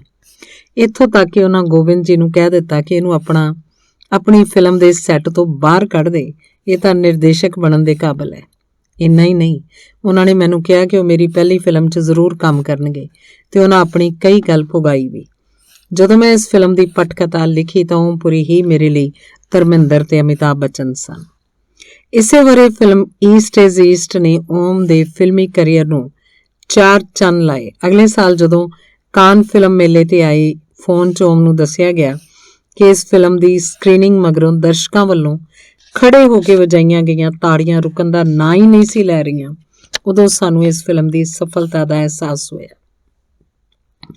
ਇਸ ਤੋਂ ਮਗਰੋਂ ਓਮ ਨੇ ਕਈ ਅੰਗਰੇਜ਼ੀ ਫਿਲਮਾਂ 'ਚ ਕੰਮ ਕੀਤਾ, ਜਿਨ੍ਹਾਂ 'ਚ ਲੋਕਪ੍ਰਿਯ ਟੈਲੀ ਫਿਲਮਾਂ ਵਾਈਟ ਟੀਥ, ਜ਼ੈਦੀ ਸਮਿਥ ਦੇ ਨਾਵਲ ਤੇ ਆਧਾਰਿਤ, ਸੈਕਿੰਡ ਜਨਰੇਸ਼ਨ ਤੇ ਕੈਂਟਰਬਰੀ ਟੇਲਜ਼ ਵੀ ਸ਼ਾਮਲ ਹਨ। BBC ਤੇ ਚੈਨਲ 4 ਦੀਆਂ ਟੈਲੀਵਿਜ਼ਨ ਕਾਰਨ ਟੈਲੀ ਫਿਲਮਾਂ ਕਾਰਨ ਬਰਤਾਨੀਆ ਦੇ ਘਰ ਘਰ 'ਚ ਓਮ ਜਾਣਿਆ ਪਛਾਣਿਆ ਚਿਹਰਾ ਬਣ ਗਿਆ। ਇਸ ਤੋਂ ਅਗਲੇ 8 ਸਾਲ ਓਮ ਨੇ ਬਰਤਾਨੀਆ 'ਚ ਕੰਮ ਕੀਤਾ। ਲੰਬੇ ਸਮੇਂ ਲਈ ਇੰਗਲੈਂਡ ਰਹਿਣ ਕਾਰਨ ਭਾਰਤੀ ਫਿਲਮ ਸਾਜ਼ਾਂ ਨੂੰ ਲੱਗਦਾ ਕਿ ਓਮ ਹੁਣ ਪੱਕੇ ਤੌਰ ਤੇ ਉੱਥੇ ਹੀ ਵਸ ਗਿਆ, ਜਦੋਂ ਕਿ ਓਮ ਵੱਲੋਂ ਬਾਰ-ਬਾਰ ਬੰਬਈ ਦਾ ਗੇੜਾ ਲਾਉਣ ਕਰਕੇ ਇੰਗਲੈਂਡ 'ਚ ਲੋਕ ਅਕਸਰ ਹੈਰਾਨ ਹੋ ਕੇ ਉਹਨੂੰ ਪੁੱਛਦੇ, ਤੁਸੀਂ ਇੱਥੇ ਨਹੀਂ ਰਹਿੰਦੇ? ਉਹਦੀਆਂ 2 ਬਰਤਾਨਵੀ ਫਿਲਮਾਂ ਬ੍ਰਦਰਜ਼ ਇਨ ਟਰਬਲ ਤੇ ਮਾਈ ਸਨ ਦ ਫਨੈਟਿਕ ਦੇ ਨਿਰਦੇਸ਼ਕ ਉਦੈਨ ਪ੍ਰਸਾਦ ਦਾ ਕਹਿਣਾ ਹੈ ਕਿ ਓਮ ਜਦੋਂ ਸਕਰੀਨ ਤੇ ਹੁੰਦਾ ਹੈ ਉਹਦੇ ਚਿਹਰੇ ਤੋਂ ਇਲਾਵਾ ਤੁਹਾਡਾ ਧਿਆਨ ਕਿਤੇ ਹੋਰ ਜਾਂਦਾ ਹੀ ਨਹੀਂ। ਜੇਕਰ ਕਿਸੇ ਦ੍ਰਿਸ਼ 'ਚ ਤੁਹਾਡੇ ਨਾਲ ਓਮ ਹੈ ਤਾਂ ਆਪਣੀ ਮੌਜੂਦਗੀ ਦਾ ਅਹਿਸਾਸ ਕਰਵਾਉਣ ਲਈ ਤੁਹਾਨੂੰ ਉਹਦੇ ਮੁਕਾਬਲੇ ਦੀ ਵਧੀਆ ਅਦਾਕਾਰੀ ਕਰਨੀ ਪਏਗੀ, ਨਹੀਂ ਤਾਂ ਕੋਈ ਦਰਸ਼ਕ ਉਹਨੂੰ ਛੱਡ ਕੇ ਤੁਹਾਡੇ ਵੱਲ ਧਿਆਨ ਨਹੀਂ ਦੇਵੇਗਾ। ਸ਼ਿਲਪਾ ਸ਼ੈੱਟੀ ਤੋਂ ਇਲਾਵਾ ਓਮਪੁਰੀ ਬਰਤਾਨੀਆ 'ਚ ਸਭ ਤੋਂ ਵੱਧ ਪਛਾਣਿਆ ਜਾਣ ਵਾਲਾ ਭਾਰਤੀ ਕਲਾਕਾਰ ਹੈ। ਮੈਨੂੰ ਤਾਂ ਉਹ ਹਮੇਸ਼ਾ ਹੈਕਮੈਨ ਵਰਗਾ ਲੱਗਦਾ ਹੈ। ਇਸ ਤੋਂ ਪਹਿਲਾਂ ਮਾਈਕ ਨਿਕੋਲਸ ਵੀ ਓਮ ਬਾਰੇ ਕਹਿ ਚੁੱਕੇ ਹਨ। ਓਮ ਨੇ ਵੁਲਫ ਵਿੱਚ ਬਿਹਤਰੀਨ ਕੰਮ ਕੀਤਾ। ਉਹਨੇ ਫਿਲਮ 'ਚ ਜੋ ਕਿਰਦਾਰ ਨਿਭਾਇਆ ਉਸ 'ਚ ਅਦਾਕਾਰੀ ਤੋਂ ਇਲਾਵਾ ਕੁਝ ਅਜਿਹਾ ਸੀ ਜੋ ਓਮ ਨੂੰ ਖਾਸ ਅਦਾਕਾਰ ਬਣਾਉਂਦਾ ਹੈ। ਉਹ ਖਾਸ ਗੱਲ ਤੁਹਾਨੂੰ ਦੂਜੇ ਕਲਾਕਾਰਾਂ 'ਚ ਨਹੀਂ ਲੱਭਦੀ। ਓਮ ਤੋਂ ਪਹਿਲਾਂ ਕਬੀਰ ਬੇਦੀ ਤੇ ਸੈਯਦ ਜਾਫਰੀ ਅੰਗਰੇਜ਼ੀ ਫਿਲਮਾਂ 'ਚ ਆਪਣੀ ਕਿਸਮਤ ਅਜਮਾ ਚੁੱਕੇ ਸਨ। ਕਾਰਨ ਭਾਵੇਂ ਕੋਈ ਵੀ ਰਹੇ ਹੋਣ, ਪਰ ਉਹਨਾਂ ਦੀ ਉੱਥੇ ਗੱਲ ਨਹੀਂ ਬਣੀ। ਫਿਲਮ ਸਿਟੀ ਆਫ ਜੁਆਏ ਤੋਂ ਮਗਰੋਂ ਬਰਤਾਨੀਆ ਦੇ ਚੋਟੀ ਦੇ ਸਕਰੀਨ ਏਜੰਟ ਜਰਮੀ ਕੌਨਵੇ ਨੇ ਓਮ ਨੂੰ ਆਪਣੀਆਂ ਸੇਵਾਵਾਂ ਦੇਣ ਦੀ ਪੇਸ਼ਕਸ਼ ਕੀਤੀ। ਜਰਮੀ ਪਿਛਲੇ 1 ਦਹਾਕੇ ਤੋਂ ਓਮ ਨੂੰ ਉਹਦੇ ਪੱਛਮ ਦੇ ਪ੍ਰੋਜੈਕਟਾਂ ਬਾਰੇ ਸਲਾਹ ਦਿੰਦਾ ਆ ਰਿਹਾ ਸੀ। ਅਮਰੀਕੀ ਫਿਲਮ ਸਿਟੀ ਆਫ ਜੁਆਏ 'ਚ ਪ੍ਰਮੁੱਖ ਭੂਮਿਕਾ ਨਿਭਾਉਣ ਮਗਰੋਂ ਉਹਨੂੰ ਇਸ ਗੱਲ ਬਾਰੇ ਕੋਈ ਭੁਲੇਖਾ ਨਹੀਂ ਸੀ ਕਿ ਉਹਨੂੰ ਹਾਲੀਵੁੱਡ ਫਿਲਮਾਂ 'ਚ ਕਿਸ ਕਿਸਮ ਦੇ ਕਿਰਦਾਰ ਨਿਭਾਉਣ ਲਈ ਮਿਲਣਗੇ। ਉੱਘੇ ਬਰਤਾਨਵੀ ਸਕਰੀਨ ਏਜੰਟ ਜਰਮੀ ਕੌਨਵੇ ਨਾਲ ਪੱਛਮੀ ਫਿਲਮਾਂ 'ਚ ਕੰਮ ਕਰਨ ਬਾਰੇ ਕੀਤੀ ਗੱਲਬਾਤ ਬਾਰੇ ਓਮ ਦੱਸਦਾ, ਮੈਂ ਸਭ ਤੋਂ ਪਹਿਲਾਂ ਜਰਮੀ ਨੂੰ ਕਿਹਾ ਕਿ ਕਦੇ-ਕਦਾਈ ਤੇਰਾ ਹਾਲ ਚਾਲ ਪੁੱਛਣ ਲਈ ਜਾਂ ਨਵੇਂ ਸਾਲ ਦੀਆਂ ਵਧਾਈਆਂ ਦੇਣ ਲਈ ਮੈਂ ਤੈਨੂੰ ਫੋਨ ਜ਼ਰੂਰ ਕਰਾਂਗਾ, ਪਰ ਤੂੰ ਕਦੇ ਇਹ ਨਾ ਸੋਚੀ ਕਿ ਮੈਂ ਤੇਰੇ ਉੱਤੇ ਕਦੇ ਇਸ ਗੱਲ ਲਈ ਜ਼ੋਰ ਪਾਵਾਂਗਾ ਕਿ ਤੂੰ ਮੈਨੂੰ ਪੱਛਮੀ ਫਿਲਮਾਂ 'ਚ ਕੰਮ ਦਿਵਾ। ਇੱਥੇ ਹਿੰਦੀ ਫਿਲਮਾਂ 'ਚ ਮੇਰਾ ਕੰਮ ਬਹੁਤ ਵਧੀਆ ਚੱਲ ਰਿਹਾ ਹੈ। ਵਿਦੇਸ਼ੀ ਫਿਲਮਾਂ 'ਚ ਮੈਂ ਜੋ ਵੀ ਕੰਮ ਕਰਾਂਗਾ ਉਹ ਤਾਂ ਮੇਰੇ ਲਈ ਬੋਨਸ ਵਾਂਗ ਹੈ। ਓਮ ਦਾ ਇਹੀ ਅੰਦਾਜ਼ ਜਰਮੀ ਨੂੰ ਭਾ ਗਿਆ। ਜਰਮੀ ਦਾ ਕਹਿਣਾ ਕਿ ਮੈਂ ਪੱਛਮ ਵਿੱਚ ਓਮ ਦੇ ਕਰੀਅਰ ਨੂੰ ਬਿਹਤਰ ਰੂਪ ਦੇਣ ਤੇ ਉਹਦੀ ਸਫਲਤਾ ਦਾ ਹਿੱਸਾ ਬਣ ਕੇ ਬਹੁਤ ਖੁਸ਼ ਹਾਂ, ਪਰ ਇਸ ਸਫਲਤਾ ਦਾ ਅਸਲ ਸਿਹਰਾ ਉਹਦੀ ਅਦਾਕਾਰੀ ਨੂੰ ਜਾਂਦਾ ਹੈ। ਮੈਂ ਦੇਖਿਆ ਕਿ ਓਮ ਕਦੇ ਵੀ ਕਿਸੇ ਕਿਰਦਾਰ 'ਚ ਅਦਾਕਾਰੀ ਨਹੀਂ ਕਰਦਾ। ਅਸਲ 'ਚ ਉਹਦਾ ਚਿਹਰਾ ਹੀ ਇੰਨਾ ਬੋਲਦਾ ਹੈ ਕਿ ਉਹ ਬਹੁਤ ਸਹਿਜਤਾ ਨਾਲ ਕਿਸੇ ਵੀ ਕਿਰਦਾਰ 'ਚ ਰੂਹ ਫੂਕ ਦਿੰਦਾ ਹੈ। East is East the producer Lesley ਓਡਵਿਨ ਦਾ ਕਹਿਣਾ ਹੈ ਕਿ ਮੈਂ ਸੁਣਿਆ ਕਿ ਓਮ ਨੂੰ ਭਾਰਤ ਦਾ ਰੌਬਰਟ ਡੀ ਨੀਰੋ ਕਿਹਾ ਜਾਂਦਾ ਹੈ। ਵਾਕਈ ਇਹ ਉਹਦੀ ਸਹੀ ਪ੍ਰਸ਼ੰਸਾ ਹੈ। ਓਮਪੁਰੀ ਇੱਕ ਅਜਿਹਾ ਅੰਤਰਰਾਸ਼ਟਰੀ ਕਲਾਕਾਰ ਹੈ ਜਿਹਨੂੰ ਲੈਣ ਨਾਲ ਤੁਹਾਡੀ ਫਿਲਮ ਦੀਆਂ ਕਮਰਸ਼ੀਅਲ ਸੰਭਾਵਨਾਵਾਂ ਹੋਰ ਵੱਧ ਜਾਂਦੀਆਂ ਹਨ। ਓਮ ਦਾ ਲੰਡਨ 'ਚ ਕੰਮ ਕਰਨ ਵਾਲਾ ਸਮਾਂ ਸਾਡੇ ਸਾਰੇ ਪਰਿਵਾਰ ਲਈ ਬਹੁਤ ਮੌਜ ਮੇਲੇ ਵਾਲਾ ਸਮਾਂ ਸੀ। ਅਸੀਂ ਲੰਡਨ 'ਚ ਨੋਟਿੰਗ ਹਿੱਲ, ਹਾਲੈਂਡ ਪਾਰਕ ਤੇ ਕੇਨਸਿੰਗਟਨ ਜਿਹੀਆਂ ਥਾਵਾਂ ਤੇ ਵੱਖ-ਵੱਖ ਅਪਾਰਟਮੈਂਟਸ ਵਿੱਚ ਮਹੀਨਿਆਂ ਬੱਧੀ ਇਕੱਠੇ ਸਮਾਂ ਗੁਜ਼ਾਰਿਆ। ਇਸ਼ਾਨ ਨੂੰ ਤਾਂ ਲੰਡਨ 'ਚ ਅਕਸਰ ਛੁੱਟੀਆਂ ਬਿਤਾਉਣੀਆਂ ਇੰਨੀਆਂ ਚੰਗੀਆਂ ਲੱਗਦੀਆਂ ਸੀ ਕਿ ਇੱਕ ਵਾਰ ਜਦੋਂ ਉਹਨੂੰ ਲੰਡਨ ਗਿਆ 6 ਮਹੀਨੇ ਤੋਂ ਵੀ ਵੱਧ ਦਾ ਸਮਾਂ ਹੋ ਗਿਆ ਤਾਂ ਉਹਨੇ ਭੋਲੇ ਭਾਅ ਓਮ ਨੂੰ ਕਿਹਾ, ਬਾਬਾ ਇਸ ਹਫ਼ਤੇ ਖੰਡਾਲਾ ਰਹਿਣ ਦਿਓ, ਆਪਾਂ ਲੰਡਨ ਚੱਲਦੇ ਹਾਂ। ਬਹੁਤ ਦਿਨ ਹੋ ਗਏ ਆਪਾਂ ਉੱਥੇ ਨਹੀਂ ਗਏ। ਸਾਡਾ ਨਾਰਥ ਵੇਲਜ਼ ਦਾ ਇੱਕ ਦੌਰਾ ਬੜਾ ਯਾਦਗਾਰੀ ਰਿਹਾ। ਓਮ ਉੱਥੇ ਫਿਲਮ ਹੈਪੀ ਨਾਓ ਲਈ ਸ਼ੂਟਿੰਗ ਕਰ ਰਿਹਾ ਸੀ। ਅੰਤਾਂ ਦੇ ਠੰਡੇ ਦਸੰਬਰ ਮਹੀਨੇ 'ਚ ਮੈਂ ਤੇ ਇਸ਼ਾਨ ਵੀ ਉਸ ਕੋਲ ਉੱਥੇ ਪਹੁੰਚ ਗਏ। ਮੇਰੇ ਨਾਲ ਸਾਡੀ ਮਿੱਤਰ ਸਾਧਨਾ ਰਾਓ ਤੇ ਉਹਦਾ ਪੁੱਤਰ ਅਰਨਵ ਵੀ ਸੀ। ਉੱਥੇ ਇੱਕ ਵਾਰ ਓਮ ਨੇ ਬਰਮਿੰਗਮ ਰੇਡੀਓ ਇੰਟਰਵਿਊ ਲਈ ਜਾਣਾ ਸੀ ਤਾਂ ਮੈਂ ਤੇ ਸਾਧਨਾ ਨੂੰ ਵੀ ਬੱਚਿਆਂ ਨੂੰ ਉੱਥੇ ਕੈਡਬਰੀਜ਼ ਚਾਕਲੇਟ ਫੈਕਟਰੀ ਦਿਖਾਉਣ ਦਾ ਪ੍ਰੋਗਰਾਮ ਬਣਾ ਲਿਆ। ਅਗਲੀ ਸਵੇਰ ਜਦੋਂ ਅਸੀਂ ਨਾਸ਼ਤਾ ਕਰਨ ਲਈ ਹੇਠਾਂ ਉਤਰੇ ਤਾਂ ਅਸੀਂ ਦੇਖਿਆ ਕਿ ਓਮ ਤੇ ਇਸ਼ਾਨ ਤਾਂ ਪਹਿਲਾਂ ਹੀ ਉੱਠੇ ਹੋਏ ਹੈ। ਸਾਨੂੰ ਦੇਖਦਿਆਂ ਓਮ ਨੇ ਬੜੇ ਮਾਣ ਨਾਲ ਕਿਹਾ, ਦੇਖ ਮੈਂ ਇਸ਼ਾਨ ਨੂੰ ਕਿੰਨਾ ਵਧੀਆ ਨਾਸ਼ਤਾ ਕਰਵਾਇਆ, ਮੈਂ ਉਹਨੂੰ ਦੁੱਧ, ਕੇਲਾ ਤੇ ਅੰਡਾ ਖਵਾਇਆ। ਮੈਂ ਵੀ ਸੁਣ ਕੇ ਹੈਰਾਨ ਸੀ ਕਿ ਚਿੜੀ ਜਿੰਨੀ ਭੁੱਖ ਵਾਲਾ ਇਸ਼ਾਨ 2 ਘੰਟਿਆਂ ਦੇ ਅੰਦਰ ਇੰਨਾ ਕੁਝ ਕਿਵੇਂ ਖਾ ਗਿਆ। ਖੈਰ ਅਸੀਂ ਤਿਆਰ ਹੋ ਕੇ ਅਪਾਰਟਮੈਂਟ ਤੋਂ ਤੁਰ ਪਏ। ਅਸੀਂ ਕੁਝ ਮੀਲ ਦੂਰ ਹੀ ਗਏ ਸੀ, ਇਸ਼ਾਨ ਨੇ ਉਲਟੀ ਕਰਤੀ। ਓਮ ਨੇ ਉੱਥੋਂ ਹੀ ਗੱਡੀ ਮੋੜ ਲਈ ਤੇ ਸਾਨੂੰ ਵਾਪਸ ਘਰ ਛੱਡ ਦਿੱਤਾ ਕਿ ਕਿਤੇ ਇਸ਼ਾਨ ਨੂੰ ਅੱਗੋਂ ਹੋਰ ਉਲਟੀਆਂ ਲੱਗਣ ਕਰਕੇ ਸਾਰਾ ਪ੍ਰੋਗਰਾਮ ਹੀ ਨਾ ਖਰਾਬ ਹੋ ਜਾਏ। ਇਸ ਤਰ੍ਹਾਂ ਸਾਡਾ ਚਾਕਲੇਟ ਫੈਕਟਰੀ ਦੇਖਣ ਦਾ ਸਾਰਾ ਪ੍ਰੋਗਰਾਮ ਮਿੱਟੀ 'ਚ ਮਿਲ ਗਿਆ। ਓਮ ਦੇ ਜਾਣ ਮਗਰੋਂ ਸਾਧਨਾ ਨੇ ਗਿਲਾ ਕਰਦਿਆਂ ਕਿਹਾ, ਓਮ ਨੂੰ ਨਿੱਕੇ ਬੱਚੇ ਨੂੰ ਇੰਨਾ ਕੁਝ ਨਹੀਂ ਖਵਾਉਣਾ ਚਾਹੀਦਾ ਸੀ। ਦਰਅਸਲ ਓਮ ਦੀ ਹਮੇਸ਼ਾ ਇਹੀ ਖਾਹਿਸ਼ ਰਹੀ ਹੈ ਕਿ ਉਹਦੇ ਭਤੀਜੇ ਭਤੀਜੀਆਂ ਵਾਂਗ ਇਸ਼ਾਨ ਵੀ ਹੱਟਾ ਕੱਟਾ ਪੰਜਾਬੀ ਪੁੱਤਰ ਲੱਗੇ, ਪਰ ਲੱਗਦਾ ਜਿਵੇਂ ਇਸ਼ਾਨ ਨੇ ਵੀ ਪੂਰੀ ਪਰਿਵਾਰ ਦੀ ਪਰੰਪਰਾ ਨੂੰ ਤੋੜਨ ਦਾ ਪੱਕਾ ਇਰਾਦਾ ਧਾਰਿਆ ਹੋਇਆ। ਦੂਜੀ ਵਾਰ ਓਮ ਸਾਨੂੰ ਲੋਗੋਲੈਂਡ ਲੈ ਕੇ ਗਿਆ। ਉੱਥੇ ਅਸੀਂ ਬੱਚਿਆਂ ਵਾਂਗ ਹਰ ਝੂਲੇ ਦਾ ਪੂਰਾ ਆਨੰਦ ਮਾਣਿਆ। ਜਦੋਂ ਸਰਬੀਆ ਦੇ ਪ੍ਰਾਗ ਵਿਚਲੇ ਇੱਕ ਚਿੜੀਆ ਘਰ 'ਚ ਫਿਲਮ ਦ ਜ਼ੂ ਕੀਪਰ ਦੀ ਸ਼ੂਟਿੰਗ ਕਰ ਰਿਹਾ ਸੀ ਤਾਂ ਉਹਨੇ ਇਸ਼ਾਨ ਨੂੰ ਪੂਰਾ ਚਿੜੀਆ ਘਰ ਘੁਮਾਇਆ ਤੇ ਉਹਨੂੰ ਸ਼ੇਰ ਤੇ ਗੁਰੀਲਾ ਵੀ ਦਿਖਾਏ।